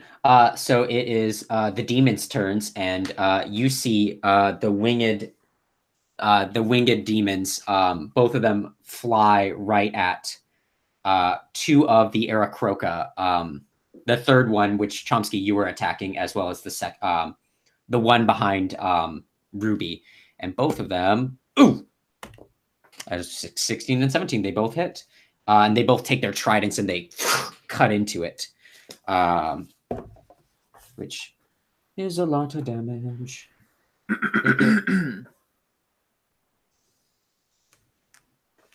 And they actually get multi-attack, so they will also. Oh, that does not hit. Neither of them hit, so they only hit with their spears. Oh, max damage and minimum damage. Okay. Okay, so they do. Who do they attack? You see the one right behind you, the one that you were just attacking, Ruby and Lucky. It takes another 3 points of damage as it is on its last wings, as it is breathing heavily, as the one next to you, Chomsky, collapses onto the ground, unconscious and bleeding out. And the Chasm, or Chasm, attacks the unwounded one. Actually, no, it'll go for you, Sariel. Oh no. So roll. No, you don't roll. I roll to hit you. And it is flying above your head. What's your AC? 19. 19? Okay, this one does not hit you as it you see its big stinger come in and you're able to deflect it off with your sword. Yeah, it doesn't hit you. Great. After that, it will be Lucky. It is your turn. So there's still a wounded Aarakocra in front of me, yes? Yeah, there's it's really hurt. Then you see one that's been untouched, and they all look very scared. So did Lucky know that this current Aarakocra did harm to Ruby? Make an insight check real fast. Or an investigation, pardon me. 19. You can see like the blood on its sword and the blood coming from Ruby's wound is both. Yeah, yes. I'd say yes, you can. All right, so I will take my first attack and try to just finish off this Aarakocra. Okay, yeah, roll the hit. No. That's a 12. No, a 12 unfortunately does not hit. As Are we still flanking? Yes. Technically, you are still flanking, so you get advantage. Oh. So then that's a 21. Yeah, that'll hit. So that Good first job, one Ruby. is a 7. Yeah, you just take your sword to hitting it and you carve the wing, and the wing just flops off as it lets out a screech and pain as it falls backwards. And you see the spine devil chops its head off and it rolls onto the ground in front of you. What do you do for your second attack? Second attack, I will attack the Horn Devil.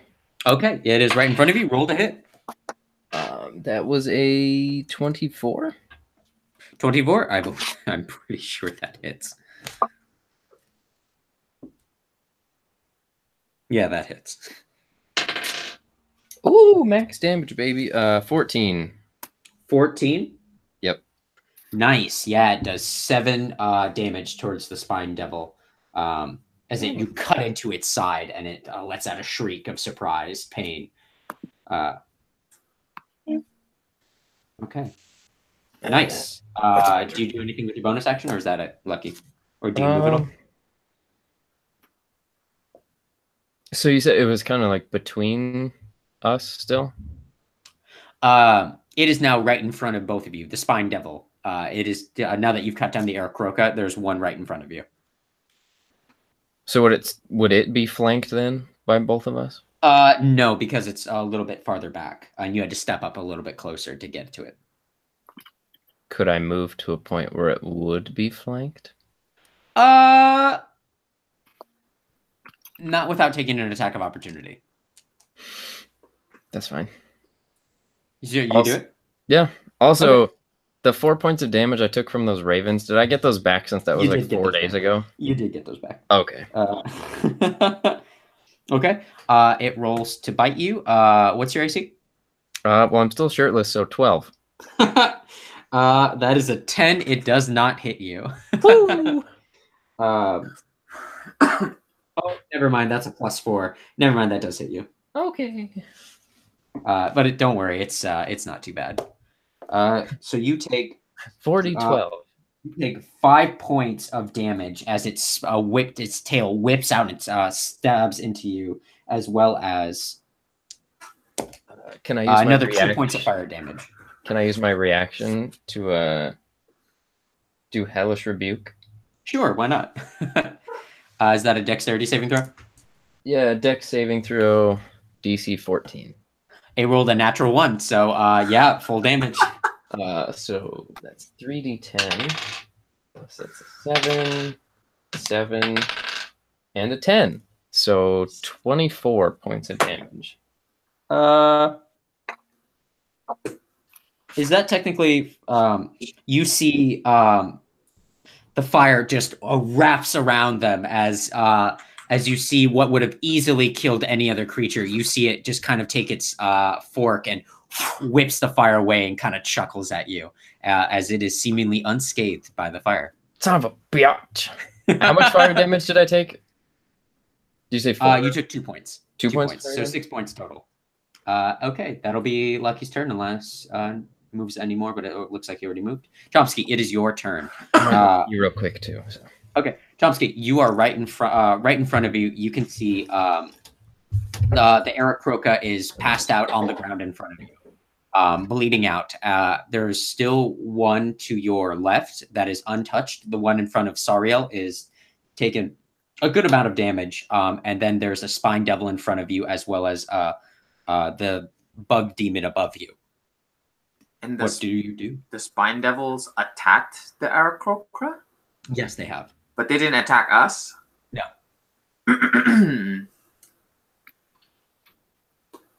Man.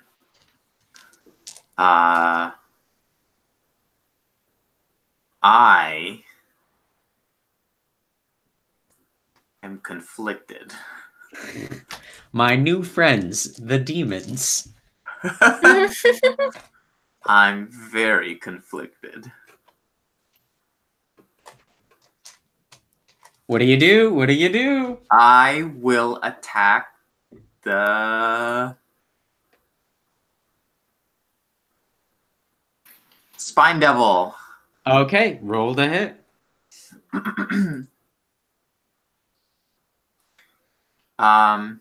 So that's 17. 17 will hit. Oh, wait. Yeah, Whoop. okay.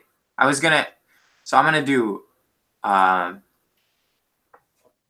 Cantrip as your action and a bonus attack as your yeah, exactly. bonus action. Okay, yeah, what cantrip? Firebolt. Okay. Yeah, roll to hit with it. So how does roll to hit on that work? It's a ranged spell attack. So you would roll a d20 plus your ranged spell attack, which would be your proficiency plus your intelligence modifier, I believe. It should say on your spell sheet. So proficiency 2. 15? 15, that'll hit. Roll for damage. That is 13. Yeah. No. Sorry, 18. That's 18. A lot of damage. Nice. Yeah, and basically at point blank, you pull out a final flash-looking thing, and you see it blast, and it lets out this cloud of smoke right around it. As, again, you hear the chuckling as it blows the smoke away, and you can see that it is unscathed. It's unscathed? Yep. And then I use my weapon attack. Do I need to roll roll to attack to hit for that one also? You already hit with it, didn't you? I did, yeah. Well,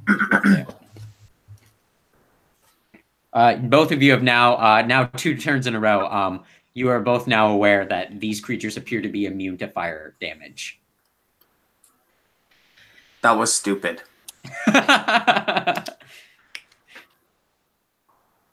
15 also. 15? Nice. Yeah, it takes 7 points of slashing damage as you bring your sword into it.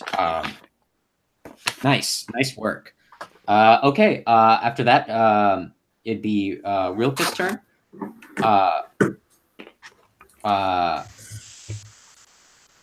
Rilka. You see Rilka climb back up the stairs, and then she, on a 2, rolls back down the stairs, and She then spends her last action climbing back up to the top, but that is her full action, using the dash action. Drugs. She does use a bonus action to inspire you, Chomsky. Actually, no, she'll use a healing word on Ruby, seeing that she's injured. And she'll do that at first level. So you gain 8 points of health back. Oh, excellent. Nice. Okay, Ruby, what is your turn? What do you do? I call out, "Don't go down by that thing's hand," and I point at the mosquito demon. And then I cast guiding bolt at level 2. Oh, what is that? That's 5d6, I think? Yep, All right, who do you cast it at? at the mosquito. Okay, yeah, roll the hit. 18. 18? Yeah, that'll hit. Roll for damage.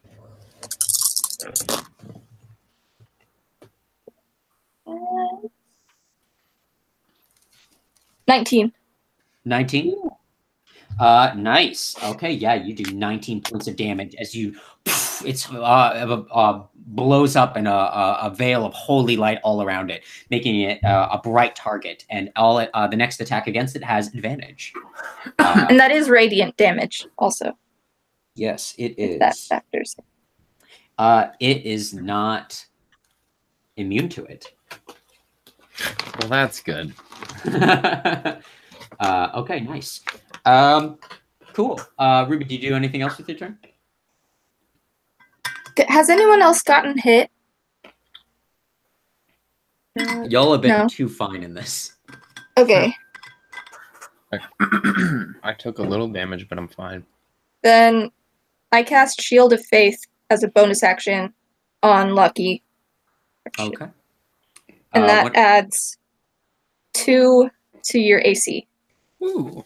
for a duration of concentration. Okay, nice. Great. After that, it'll be the Aerocrocus turn as there's one. The one behind you is dead. There's one on the ground. The three of them that are still kind of in a line together. They all kind of look at one of them is bleeding out on the ground. They kind of look at each other and they kind of nod and they pick up their friend and they jump off the side, provoking some attacks of opportunity. Chomsky, you can do an attack of opportunity against them as well if you'd like. As well as you have your bow out, so you wouldn't get one. But do you take one, Chomsky, or do you let him go? The Aarakocra? Yeah. I let him go. Okay. Ooh. Oh no. Yeah, so the one that's been hit by you, Sariel, it is hit by the Chasm and takes. Oh no. Oh no. Sorry, hang on, let me.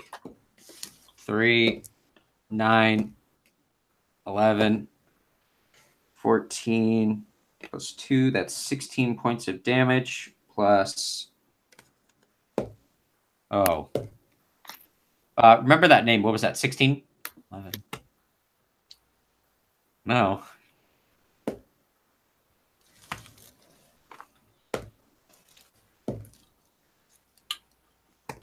Oh, okay. So what was that? 16? It takes 40 points of damage as you see the stinger God. into it as the Aarakocra lets out a shriek just for a moment as its life is, you see it immediately, all the feathers just scatter off of it as you see all the skin gets sucked into its beak. All of its muscle gets sucked into its beak. All the blood, not a drop is spilled as it all is sucked in as you see this Aarakocra skeleton just fall towards the earth. And even then you see, if you would look over the edge, you'd see the bones just disappear into dust as the other one does escape, the one that is very wounded. Or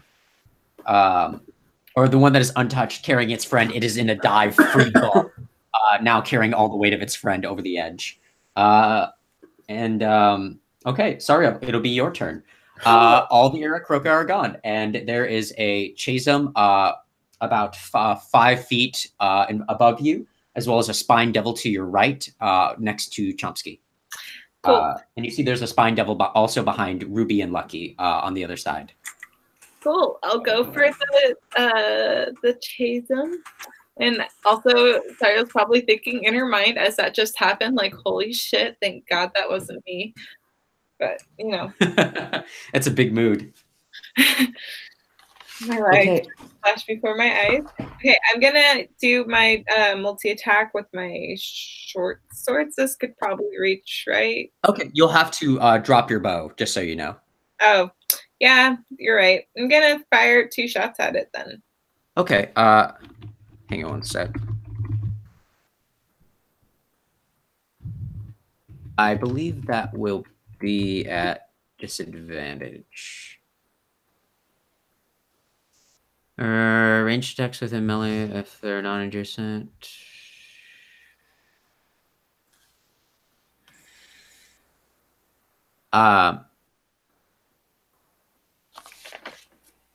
Okay. Okay, so no, you wouldn't have disadvantage. Roll the hit. You're just right next to it, but it is 5 feet away, so. Okay, that's a 16. That'll hit. And with your 18. Okay, both will hit. Roll for damage. So that one's a 5. And that one's also a 5. Nice. Yeah, you do 10 damage to it. And did you take advantage for your first hit there because of the beacon, the guiding bolt from Ruby's spell? Just roll another d20 to see if on the first one, just to see if you critted. Do I add anything to that roll? No, it'd be a natural 20. If you hit, you already hit. Okay. Yeah. Okay.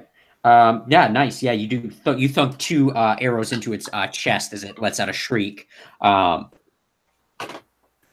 as as the spine devil next to you that you tried to blow up with your fire quickly jumps over the edge, chasing after the wounded Aarakocra. You can get an opportunity attack, Chomsky, if you'd like. I will. Roll to hit. I will. Is it within grasp? Yes. But I don't think you have the war magic feat, which would let you use your reaction, a spell as a reaction. Oh! I see. Yeah, so it'd be a melee weapon attack.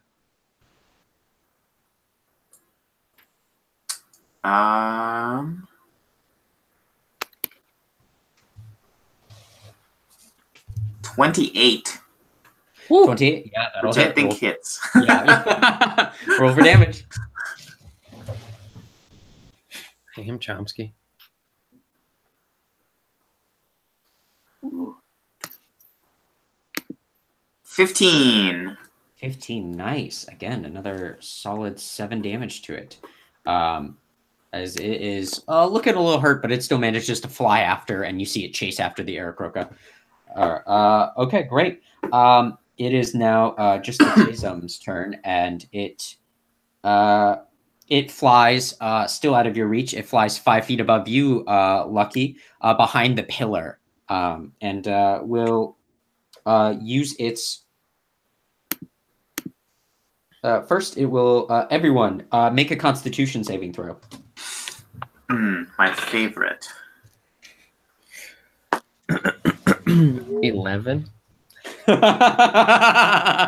23. Unnatural 20. 4. 4. You see both of you turn. Oh, and Rilka? Rilka is conscious. Both Ruby and Lucky, they both just in an instant just collapse onto the deck unconscious. They've been put on a genjutsu. Like 0 hit points unconscious or just unconscious? Unconscious. Oh, God. I already said it would attack you, didn't I, Lucky? No? You said it came to the pillar behind me, and then you said everyone roll a Constitution save. That's true. No, now that I look, is that an action? But Hang if on you one sec. must- I need to determine if you're about to die or not. By a rules clarity question. You must murder me, then do it. Using a monster ability. As soon as my character gets interesting.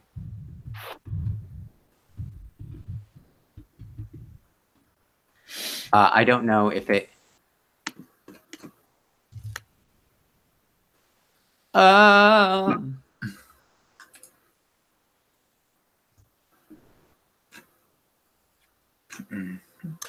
It does not, because it used its ability. It does not get to take an attack this turn. So it is it flies about all the way up to the crow's nest and kind of hunks down on top of it, with 3/4 cover at the top. Ow. All right. Let's see. Lucky, do you get to make a save?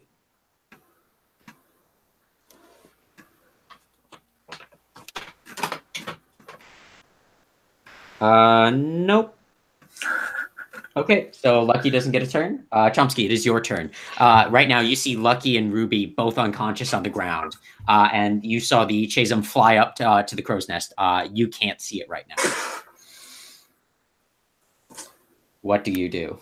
And you see both Ruby and Lucky unconscious. What happened to the devil that was in between Ruby and I? Oh my God, you're right. It this one would attack Ruby. Oops. Thanks, Lucky. And okay, so it This is would... the opposite of what I wanted. Don't worry, it won't do that much damage. Don't worry, it doesn't have a one hit kill. It only does 65 damage to you. But don't worry. I know you have the AC for it.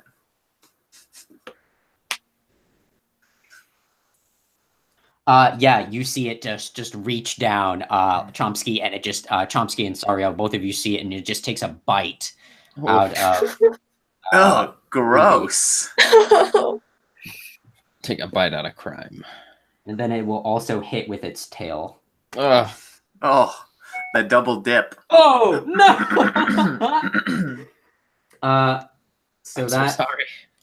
Okay, so from the bite, you take 16 points of bite damage as it chomps into you as max damage crit hits you. And then for the tail, so you are awake unconscious. Or you are awake.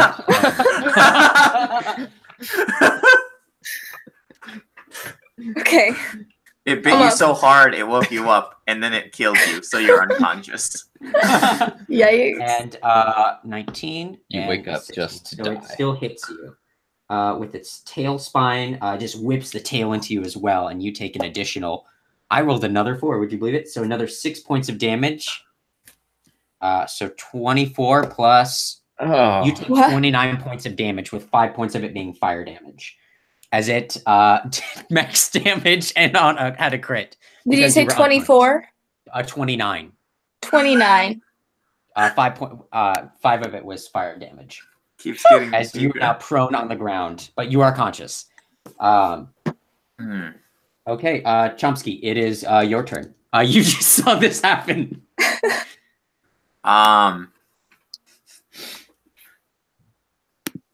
I go. How much health do you have, Ruby? 11.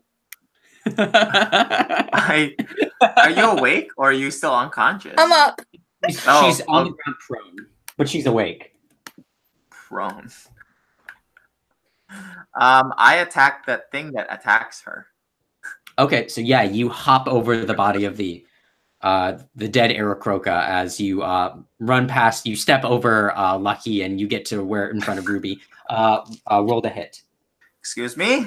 Excuse me? Sorry. That is a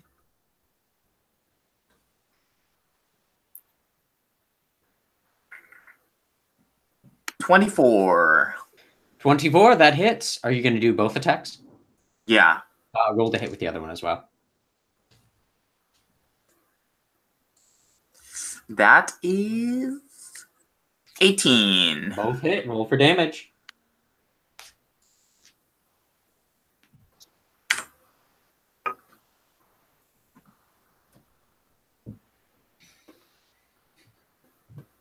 That's another 15 damage for the first attack. 15, nice. Another sweet.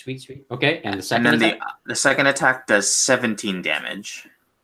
Oh, nice. Oh, actually, that's 18. I didn't add the +1. Oh, you dog. Yeah, you spend just that little bit of damage from this. You can already feel the difference with the sword as the sharpness is able to cleave one of the wings off, and then you cleave the second wing off, and then you cleave it going acrosswards, chopping at the jaw as you slice off the top of its head from the middle up, and its bottom jaw just blood starts pulsing out as the body collapses backwards, dead. Nice. Do you use your bonus action for anything, Chomsky? No, I don't. Okay. Okay, Rilka, for Rilka's turn. She is now up there.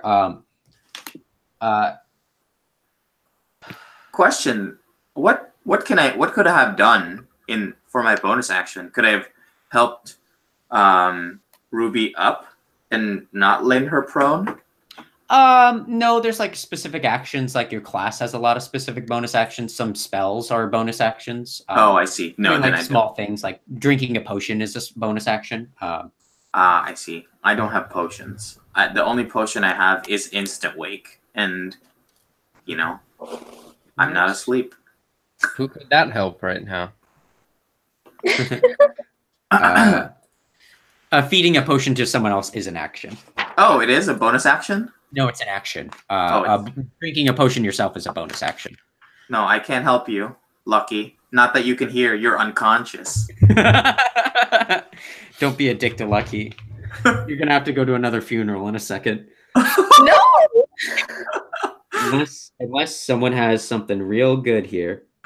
Cure wounds? I have cure wounds. What level is Who's awake? You're gonna hear a southern drawl cursing you from the other side. from hell, you mean? Let's see. She's she just got to 4th level. Maybe there's a 4th level spell that We just got to 4th level? Rilka? Well, hopefully we run into Hal soon, because I'm gonna be without a character here in a second. I hear Hal is dead, so he died with our hopes and dreams. okay. In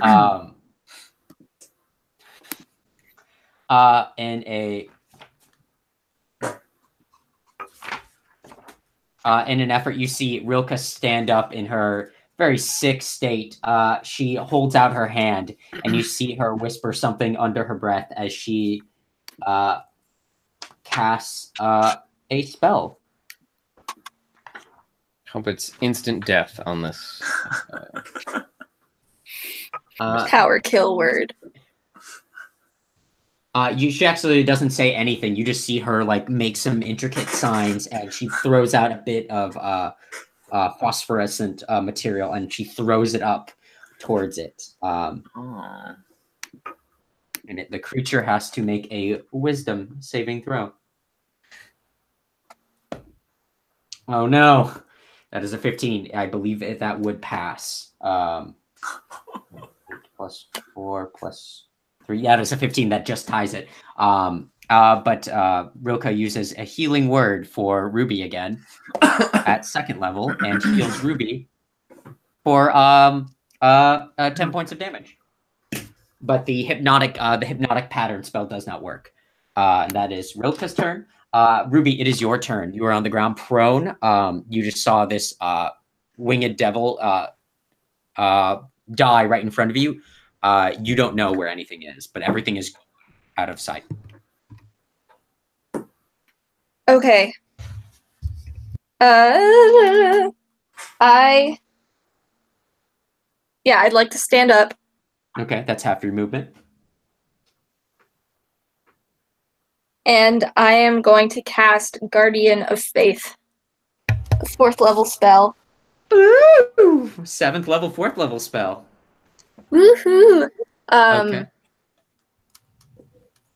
Yeah, so the Guardian is just above us, and any creature hostile to you that moves to a space within 10 feet of the Guardian for the first time on a turn must succeed on a dexterity saving throw. They take 20 radiant damage on a failed save or 10 on a successful. Nice. And it disappears when it has dealt a total of 60. Heck yeah. Okay, great. All right. Do you do anything with your bonus action, or is that's the end of your turn? And then as a... Wait, what's that? That is the end of my turn. Okay. Aarakocra, don't go. Sario, it is your turn. Okay, I'm gonna rush over to where everyone else is and cast Cure Wounds, because apparently I have that ability. Yeah, what level do you cast it at? And who do you cast it on? I guess Ruby's the only one that's really hurt. Everyone else is untouched. Okay. 1. Oh, Lucky, are you hurt? I've taken some damage. I'm unconscious. Oh, you could heal Lucky then. How much health do you have, Ruby? 21. Out of 56. Yeah, she needs it more. Okay. How much health do you have? I have 55, but I'm just unconscious. I don't know how I wake up. That's the only thing I'm worried about. Okay, so yeah, I'll heal Ruby Wait, what is Lucky? 55. Oh, okay. Yeah, we'll test fate. Yeah, so I'll heal Ruby and cast it at level 2. Is that a thing? Is that how I do it? I've never done this before. So you cast Cure Wounds at level 2. I believe that would be what is that, 2d8, Osh? I think so. Let's see. At higher level, second level, the healing Yeah. increases 1d8 for each spell slot, so that'd be 2d8. Okay.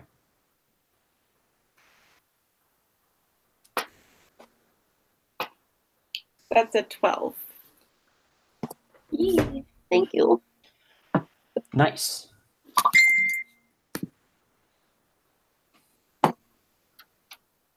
Okay. Do you do anything else for your turn? I'll take a stab at it.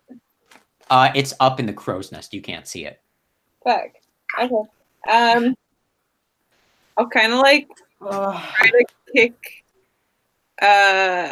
Lucky awake a little bit. Just like, hey. How hard do you kick him? Like not like full on kick, but enough to like shake him awake, hopefully. Kick one of my teeth out. Okay. I mean, that What must be done? Okay. So, but Sorry, I won't you metagame. just kick him. yeah. Okay. Make an athletics check, or you're not kicking him that hard. It's more just like a like. Are you kicking him to do damage, or are you just like shaking him, kind of thing? You know what I mean? More just like a really hard shake, like not like a oh hey buddy wake up, more like a Okay. hey you gotta get up. Yeah, he doesn't come to consciousness. Well, Okay. It is. I see some of us have already watched. Know how this live stream ends. All of you hear a voice inside your heads saying, "Our mission is successful, but doesn't mean I can't fill up for the road." As the Chasm flies down and is flying the 30 feet down right towards the unconscious Lucky. And Dexterity saving throw for the Guardian. that's a dexterity saving throw. What does it need to be? 15. It got a 16, so it'll take half damage as it. It is actually looking pretty damaged. Will it run though? Nope. It continues its strike, flying faster and faster down.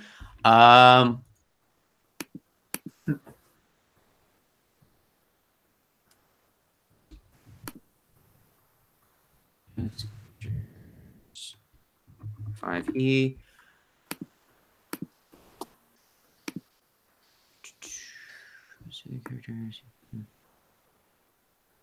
Just look after Giuseppe. No.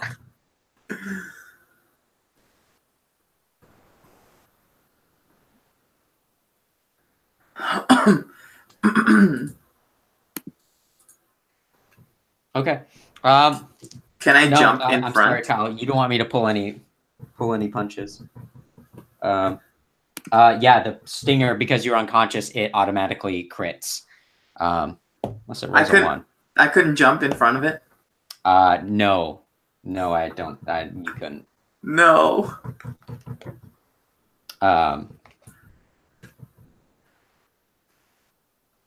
Well, I don't know. What do you all think? Because it's not your turn. You go after Lucky. Then it would be you. Yeah, because no one woke him up. I'd say Rules are rules. I'm damn sorry, it, buddy. kick harder. Oh boy. I'm just gonna get rid of that. We don't know what will happen, buddy. What other characters do I have ready to go? They sting you awake and say, "What is thy bidding, my master?"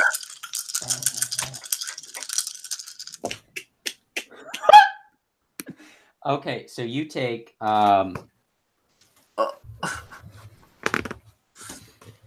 Oh, hang on. I'm so sorry, guys. I have to look up another rules thing.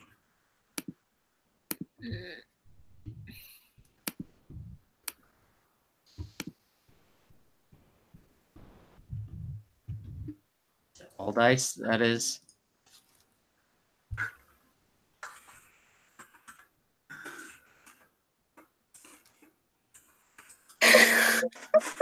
You double those dice as well. Okay, that's not good. Okay, so that is 6, 12, 14, 16.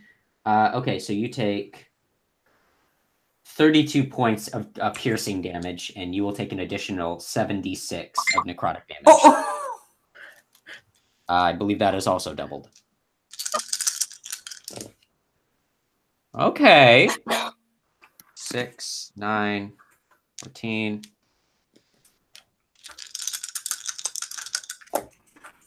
Oh.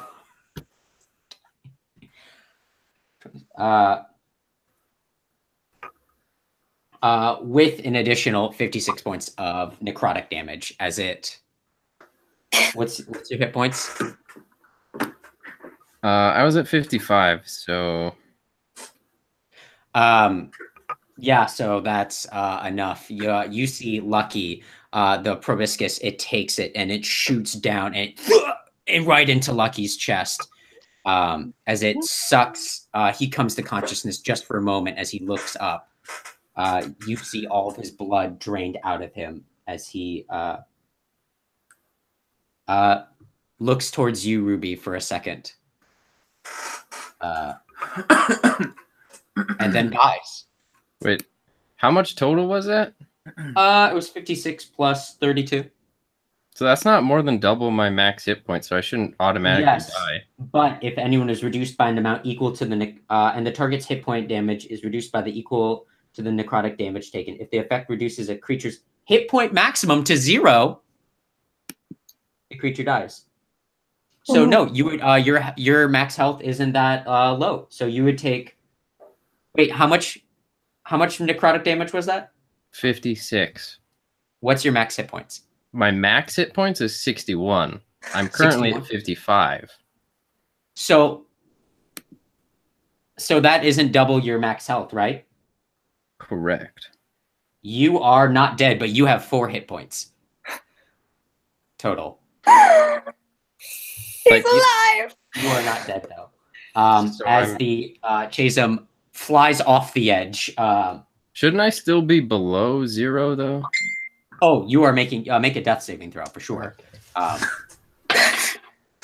That's a 12. As a 12, you pass the first one. As that is its only attack. As it flies over the edge and out of view. And it had range, so none of you were in range as it flies down over the side. I have range with my scythe. Okay, yeah, I'll let you take an attack of opportunity. Yeah. I can throw my greatsword. Oh, I guess I have to roll it. Yeah, roll to hit. That is 12. 12? No, that doesn't hit. Okay. Okay. Take one less. It's fine. Lucky, make another death saving throw. What? Nope, that's a 2. All right, you fail one of them. Chomsky, it is your turn. You see this creature's about 20 feet out off the deck, down below, and it looks like it's flying away, catching up with one of the spine devils, which is holding an arrow croca. I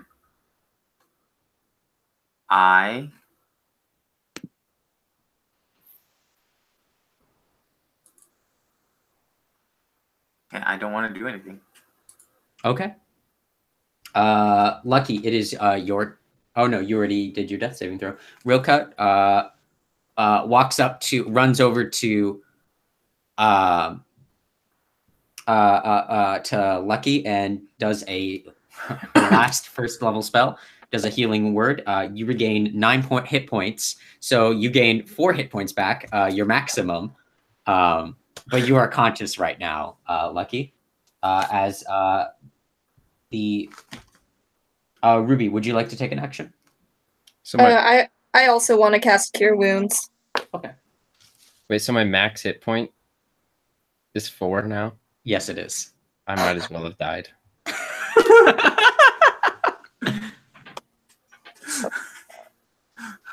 That's 14. Okay, great. You don't feel any different. You were already at max health, but you still feel like shit. But you're alive. And then the demon continues to fly out, down out of you, and that will be the end of the combat. Woo!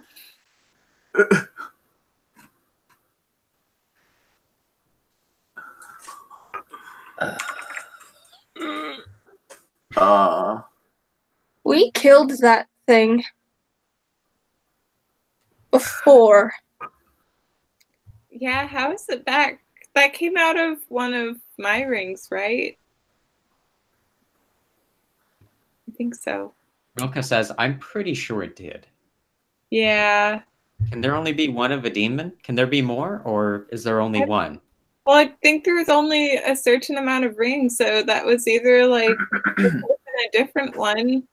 So where could that demon have come from then? Well, what was Hal's daughter's name? Haley. Yeah. Should be easy to remember. I thought it was pronounced Tally. Talizora.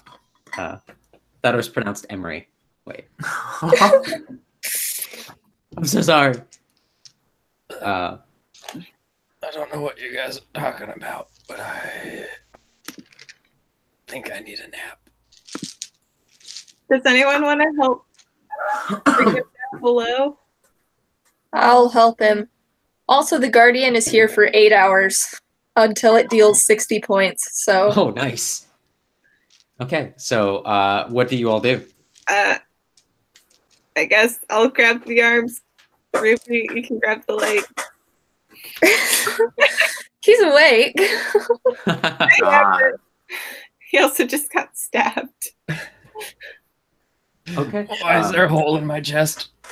Yeah, Ruby, you find yourself flashing back to when you saw Hal die, back up on the mountaintop and told no one. As you can see, the way he was pierced, even almost the same. But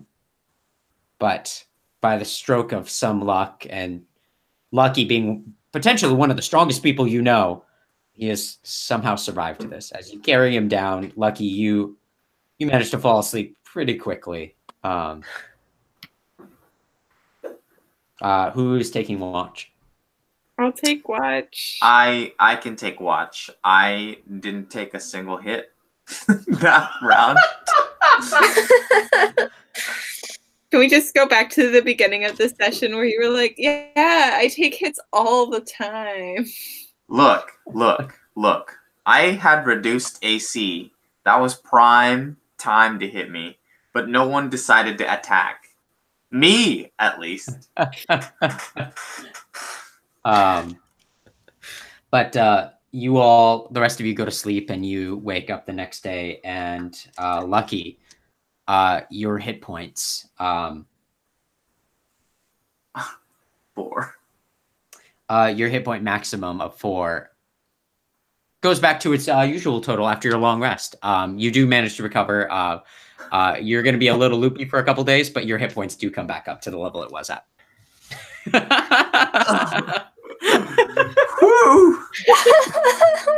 Damn, I was like, is someone going to wake him up? I'm like, Ruby knows.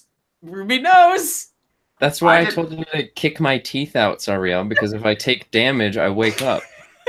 Yeah, How could you have told her that? If you take damage, you do wake up. None of us knew. Yeah, I didn't know how like, much danger you were in. like want to hurt him, but Uh, All right, we all lived. for brevity's sake, Lucky, you take it easy for the next couple days. Oh, absolutely. I don't leave like bed for a day and a half. Yeah, you just find yourself thinking of your own mortality, and you keep finding yourself scratching at your tattoo, as new tattoos usually are. They're rather itchy, and you get a text message. It's your mother. She's wondering why you haven't sent money in a while. No. Okay. Yep, that's it. Oh wait, hang on one second. Odds or evens? Even.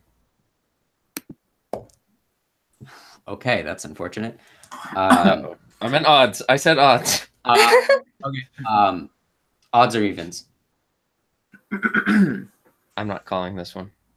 Someone call it. Odds? Evens. Okay, great. So on the 7th day, as you all are waking up, you hear a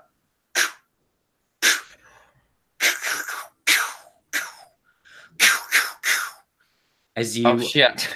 Oh Ruby, you quickly hop out of bed and you run over to it. You can see the battery is now running incredibly low, actually, seemingly almost out of nowhere.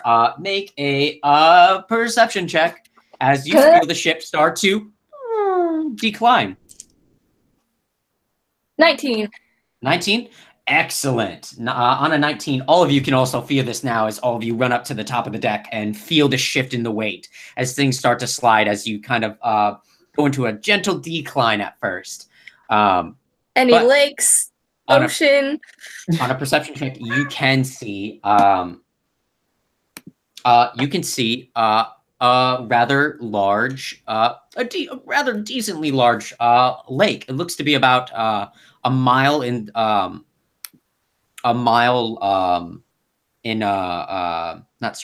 circumference, not radius, diameter. Off in the distance, and you see a small village next to it, and you see a couple people off in the distance. Well, you can't really see what they're doing, but you just see their figures down there. Do you take the boat towards there? But that's the only source of water you can actually see. Yeah. Okay. That lake. Make a. You can feel all the levers starting to unwind, and they start to, as it is a crank almost. Or it is a crank. A couple of the levers are cranked, so you have to constantly pull it to keep it some of the wings taut. Make a athletics check. No, make a strength check. 5. Ooh, on a crisp 5, you're pulling, and then you just get the angle of it too wrong. You're kind of pulling to the side, trying to get leverage, and you feel the handle, and you hold it up, broken in your hands. As you start to go into a faster decline. You just broke the handle off. You can still grab the rod. As all of you look out, and you can see you all approaching the lake at a high speed. Can you make a navigation check with using your intelligence modifier, Ruby? What was 500 feet? That's 13. 20d6 with disadvantage. Nice. With disadvantage? No, not with disadvantage. Oh. Yeah, even with the broken handle, you still manage to bring it in, and you all are gaining speed quite rapidly, but coming in at a far down deep incline, you kind of manage to straighten it back out, and you all skip across the water, and you all jump. All of you make Constitution saving throws.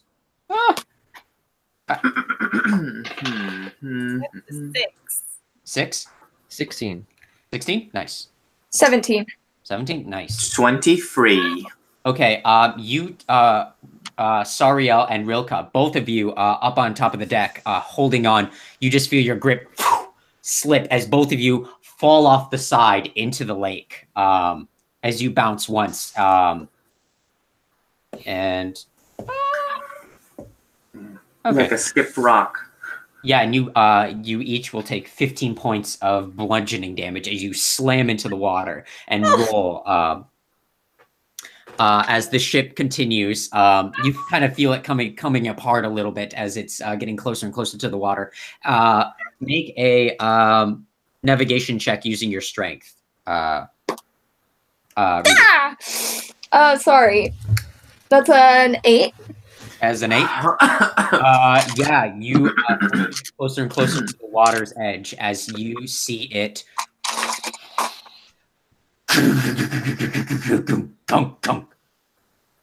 As you have stopped the boat successfully for a first time without having any knowledge of how to do this whatsoever. You imagine it'll be easier going in the future, but you believe you have run aground. But I thought we were in water. Land ho. Chomsky, you are right. You're not out of the water, but you have clipped the bottom. And someone make a Ruby, how about you do it? Make a percentage die. Oh. Highs or lows, guys? You said it. Lows. 86. Highs. Okay. You all can hear water coming in through the bottom. Oh dear. You said it, Cat. I know the cat. I think that's what alarms you to the water, because you can hear the cat that was down at the bottom and is now. I didn't know he was in here. Did the cat bond with me while I was spending a day and a half in bed? There is not a doubt in my mind that it did. Do you know who, does anyone gain that spell? Doesn't look like it. Bards get the spell. Is it the mending spell? Yes, actually. So you do see Rilka runs down and she's wading into the water and says, I got it. And you see her, because as the bottom section of the boat is now filling with water, but you do see her, she does take a mending spell and is able to repair some of the damage. And she kind of pokes her head back out and says, my pants are wet. And I think I fixed the boat a little bit. We're going to have to look at it a little bit closer. If someone did a little bit better of a job, I'm sorry, Ruby. A little flustered. I haven't slept well recently. I wonder why. What was that? Nothing. Lucky you got some shit to say? I mean, your business is your business. Damn right. As all of you can hear a voice coming from outside the ship. Hello? Hello? You parked our ship into our dock. I'll run over to the side. And you turn and you can see the remnants of a dock. It's been split down the middle. And you... it turns out you actually did not run aground really per se. It's crashing into the dock, and you see him standing right next to it. The boat is like a foot away, and he's just looking up. And you, we're real sorry about that. Bit of a learning curve. No one's hurt, are they? If the dock was a person, it'd be hurt. But other than that, no. Everything seems to be right as rain. Good. And you see a an elf with a very large, big, bushy mustache, who's kind of chuckling to themselves and says, "Oh, why don't you come on down here? What are you doing up there? Come on. I'll be right back. 1 second. Okay." Well, after Chomsky goes pee, we'll We'll come down there. Okay. I mean, you can come down now if you'd like. Do we have a ladder? What do we got here? What's our situation? Is it like one of those nets down the side of the boat? There's a net down the side. Right. I will, Okay. I'm And it gonna- hops you right onto the broken duck. I'm going to make sure I'm wearing my armor this time. Okay. You do. And the elf with the big it's a big silver mustache. It's gorgeous. You've never seen anything like this. It goes, well, hello. It's a pleasure to meet you all. I'm Gregeth Churn. It's a pleasure to meet you all. Oh, good looking bunch. I tell you, you all look so intelligent. And you see them reach out like this.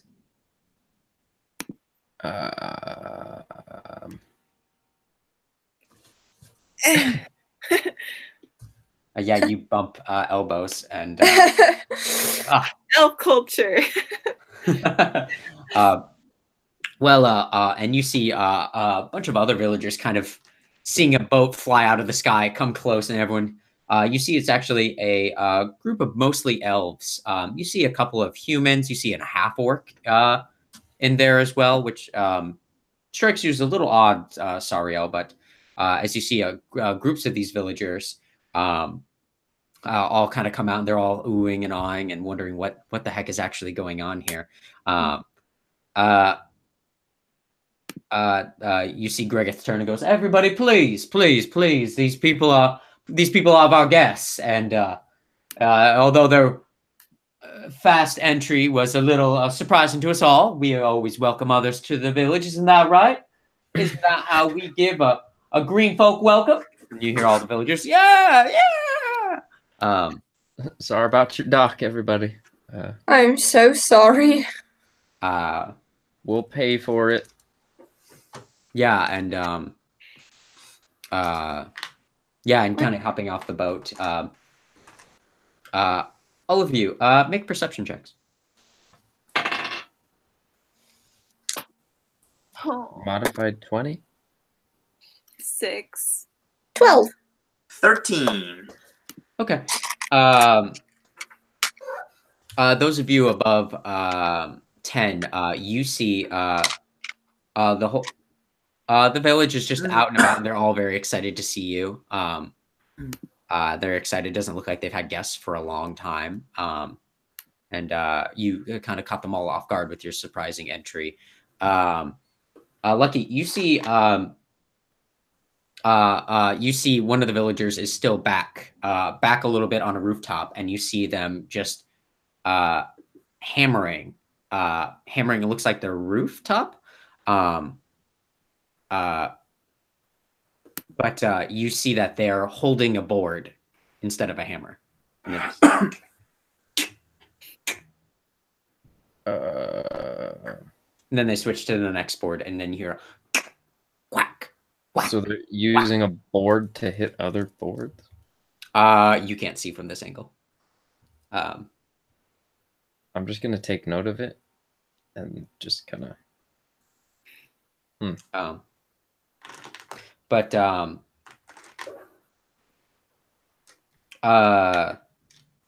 Okay. Yeah. So a couple of the other people come out. A few of you, they all. Gregeth kind of hails you all and says, "Well, why don't you all stay for dinner? That would mean the world to us. We'd love to hear adventures and stories. We're always craving new stories and new ideas and new people. My next door neighbor, Mirabelle, she makes the meanest pot pie I've ever had the pleasure of eating my entire life. I insist that you all come. Please, it would mean so much." And you see, and particularly you, Lucky, you see Mirabelle come out, and she has this oddly striking platinum blonde hair, and she's incredibly gorgeous. She's just a looker. Like, she's so unbelievably attractive. I have never met a pot pie that I didn't like. So. And she walks up to you and says, Mirabelle, and she holds out her hand. You lucky. The name's Lucius. Oh, Lucius. I'll take her hand and kiss it. A working man's name. You seem pretty strong. I do my fair share. I imagine strong as an ox with those big old horns of yours. I mean, I can tell you or I can show you. Later, don't worry, later. Come, please. I'm just working on dinner now, and do you all follow? Absolutely. Okay. I guess. And any of you else can be very attracted to her. I just know in particular. You know Lucky's weakness. Pot pies?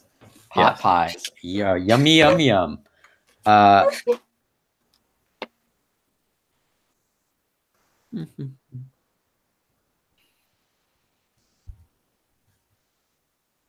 Okay. But you all come over and you see a couple of the other people come to dinner. In particular, you see Gregeth and Mira and another kind of awkward, freckly, youngish elf girl, Sundra Latel, who's looks like she kind of walks funny. Are a little different. She has a gait keeps asking, to her. like, "Oh, well, where are you from? How did you get here? Why do you have a ship that flies? Why do you? What do you kill people with your weapons? What do you do with your weapons? What did you study? Did you go to school? How did you get so smart?" And these questions, while maybe a little abrasive, are in good nature of a young person. You Wait, hold on. Oh, you're doing an insight check? No. Let's just take. I'm just gonna. I thought Galadriel was this awkward one. Galadriel Cotsbane. That's the inquisitive but reserved one. Oh, okay. This one, Sundra asks too many questions. Oh, I see. I see. I could discern. You all sit down at this large table, and it's kind of a lovely meal. And you're just kind of all enjoying like just this nice like community that is here. You see a lot of fresh vegetables. You see ears of corn that were just pulled from the field. You see all this beautiful good potatoes, good fresh chicken. And Gregeth is like telling you all about the village and how I got here. And you see a couple of the travelers have stayed here. They liked it so much, but only a couple. Most of them move on past here since this is just a blip on the map to most. But this is the name of the town, the village is Galatis. So fine home, Galatis. It's a little small, a little cozy, and occasionally we run into raiders or dangerous folk here and there, about pillagers from the sky. Which, no offense, that's why we're a little nervous when a big old flying boat came our way. But we do just fine here, you know. And most people we can end up reasoning with, and we do a lot just fine.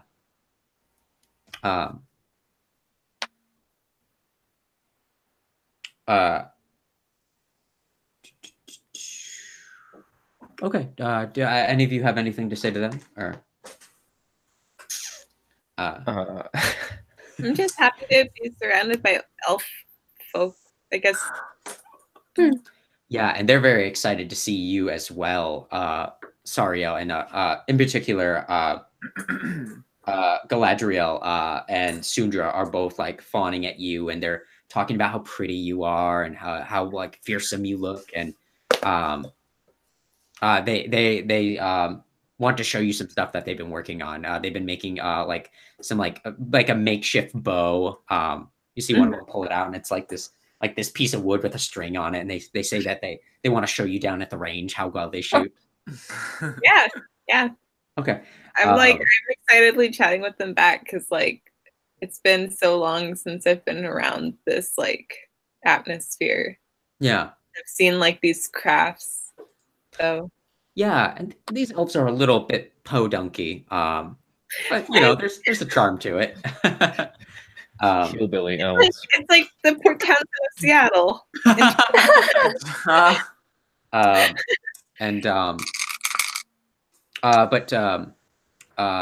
Lucky, are you spending any time with anyone, or do you? Mira's making eyes at you all night. Oh yeah, I'm definitely flirting with her. Okay. Yeah, and Chomsky, Gregeth is talking to you in particular, and he's talking about does Chomsky have a beard or No, he's clean shaven. clean shaven? But Gregeth is talking to you, and it kind of notes your spark of intelligence and your charm about you. You seem to have your wits about you, and how you seem like a makeshift father figure for this group, if you would, and just kind of praising you and just. I'm eating it up. I'm eating it up. You know, we have some witty banter and intellectual conversation. Mm-hmm. Yeah. Yeah. Okay. Nice. I show him my sword, and I say, you know, if you're ever traveling and hear and see a blade made by Kernsmith, you know, here's one fine specimen. And then I ask him if he has do you have like a leaf or a piece of paper? And you see that he was writing down Kernsmith on a piece of paper, and he rips that out and says, "Yeah, I have one right here." Yeah, and then I tip my greatsword and I drop the piece of paper, and it just cuts it in half like butter. Oh, yeah, it's shing, and it even makes that great sound of the perfect paper cut. You know, it's just beautiful. That's just craftsmanship for you, you know, like just, you know, an immense amount of work is put on these swords, and you know, 10 easy payments of $99.99.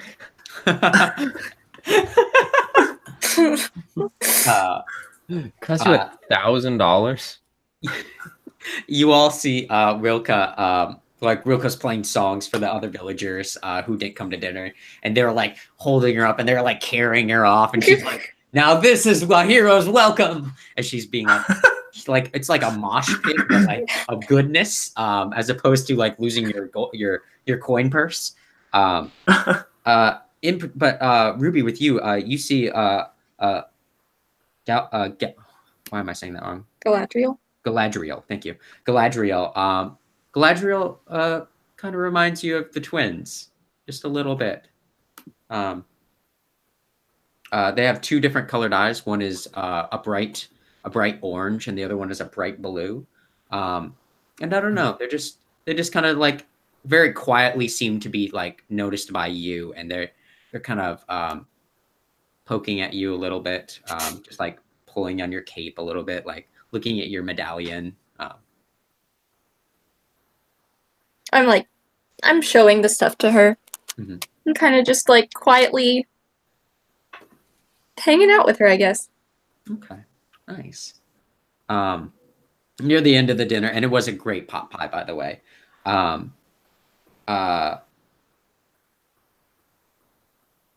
And you can the beautiful smell of a hot, fresh, you know, like the smell of cooking spices and herbs. It just fills you. That's all you smell here. It's just this gorgeous feast after over and over, you know, or not over and over.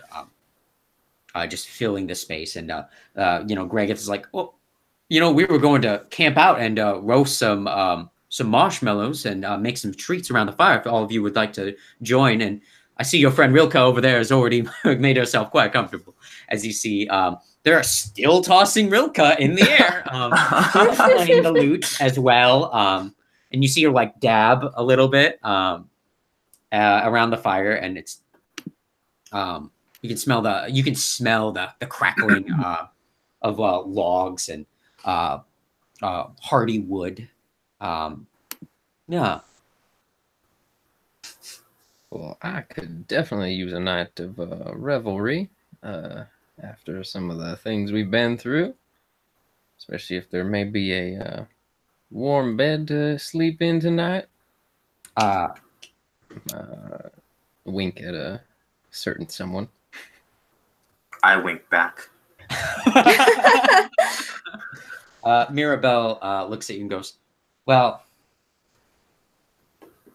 it's not that warm. It looks like it would probably need some help to warm up. I mean, the fire's on the other side of the room. So maybe with a little help it could be.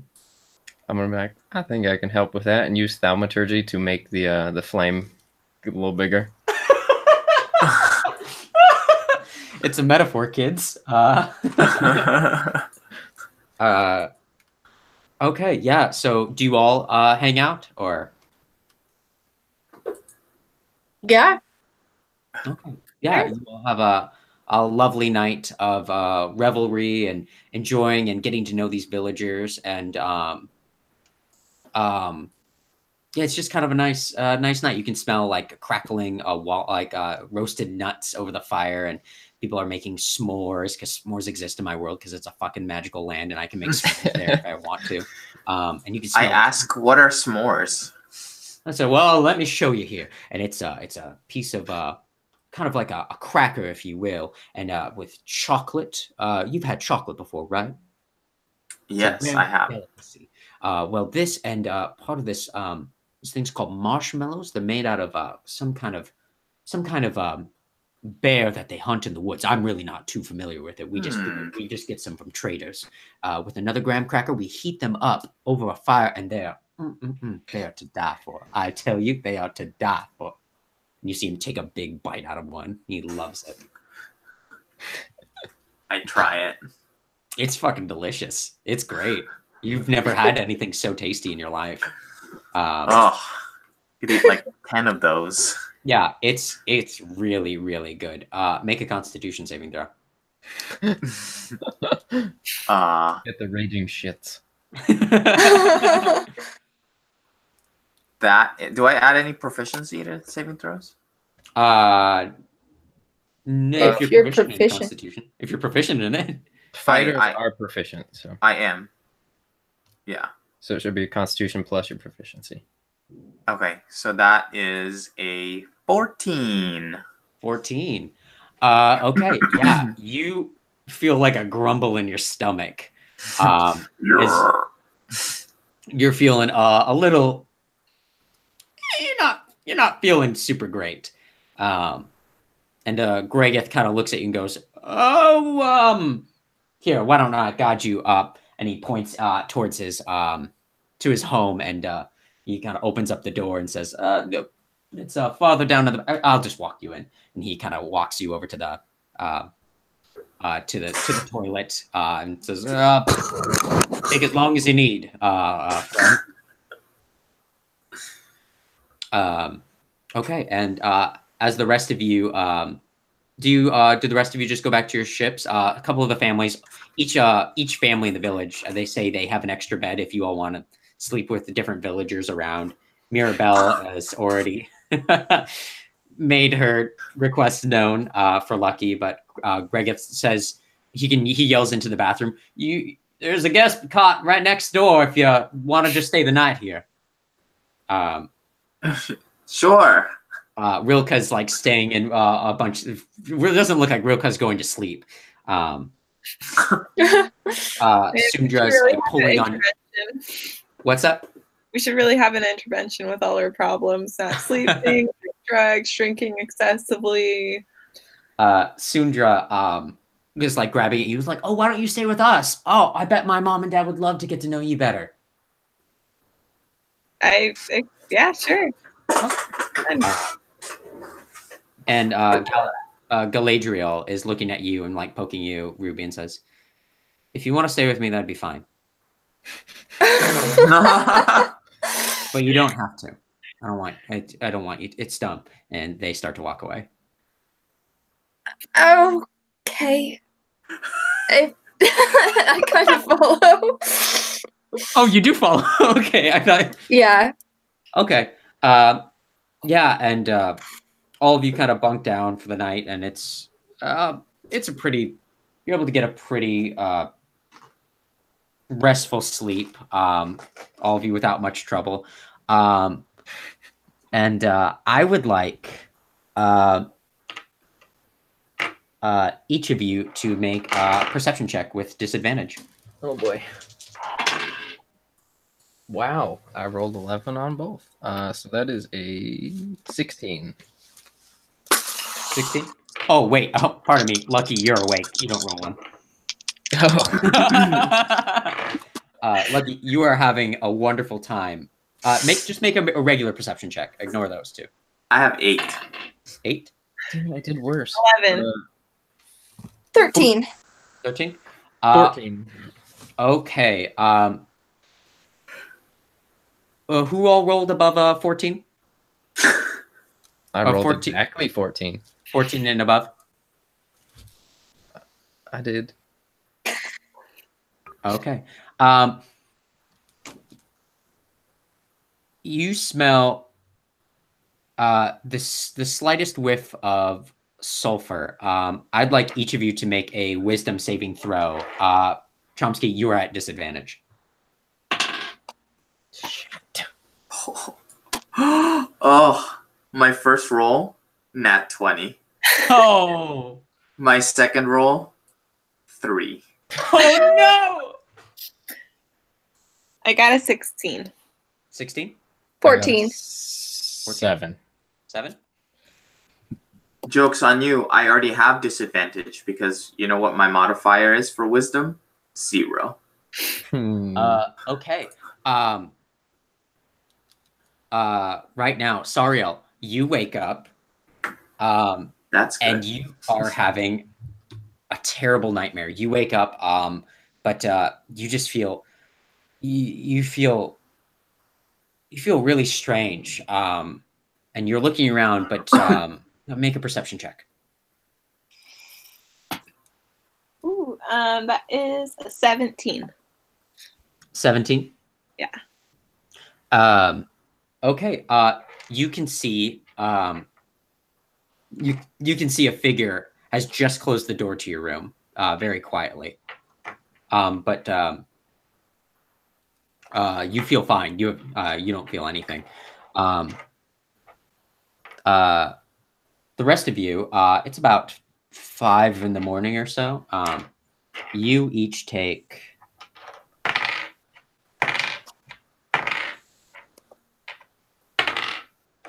you each take 12 points of damage.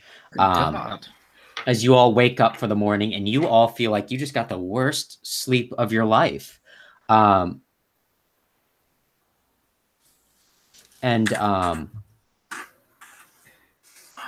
Each of you roll a d4. Oh no. Where'd it go? 2. 4. Sorry, you're fine. Oh, okay, never mind. 3. 2.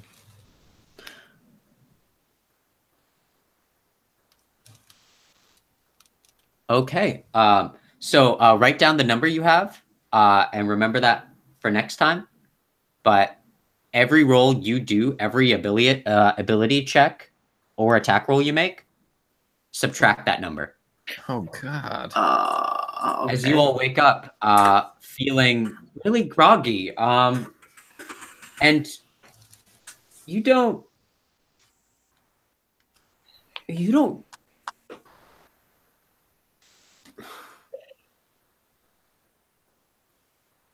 remember where you just were. You try to think of where you all came from, and you can't really think of anything. Except for you, Sariel. Your memory's fine. The rest of you can't remember where you were born or where you were raised. You remember leaving Jortang. You don't really... You remembered you were heading to Perton, but you don't remember why. Do we remember each other? Yeah, of course. You all remember each other, no problem. But you don't remember how you just know each other. You just know that... You just can't really remember. And that's where we'll end for tonight.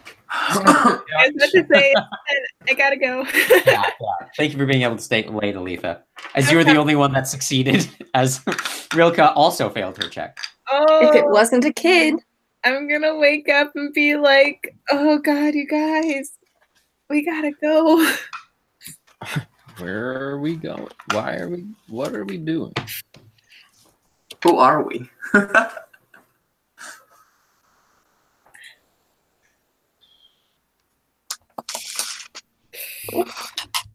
Oh boy.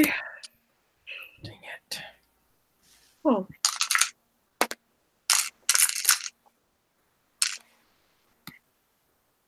So are we gonna have to wait a month before we play again? Do we want to play next Thursday? I won't be here, but feel free. Oh, damn, that sucks. Because Chomsky, you're deep in it. Also, by the way, you had a great time. That's what you do remember, actually, Lucky. You remember having a wonderful time with Mirabelle. Well, can't be all bad then. Oh gosh, I'm so stressed. Oh, we could play in like 2 weeks when Kevin gets back. Is it only 2 weeks? Mm-hmm. I come back on the 20th, which is 2 weeks. Okay. So it depends. I'm fine doing one without Kevin if we want. yeah, I also don't have a preference. Like, you all can play without me. The only thing that you need to know, Kevin, is I won't kill your character when you're not here. Perfect. But I will kill them the second they get back. But I was yeah, gonna get And back we left off. for, like, second death saving throw. that was stressed. You were a good thing I reread that page. I'm glad Lucky didn't die. God, Ooh, That was a gross amount of damage I just did. certainly stressful.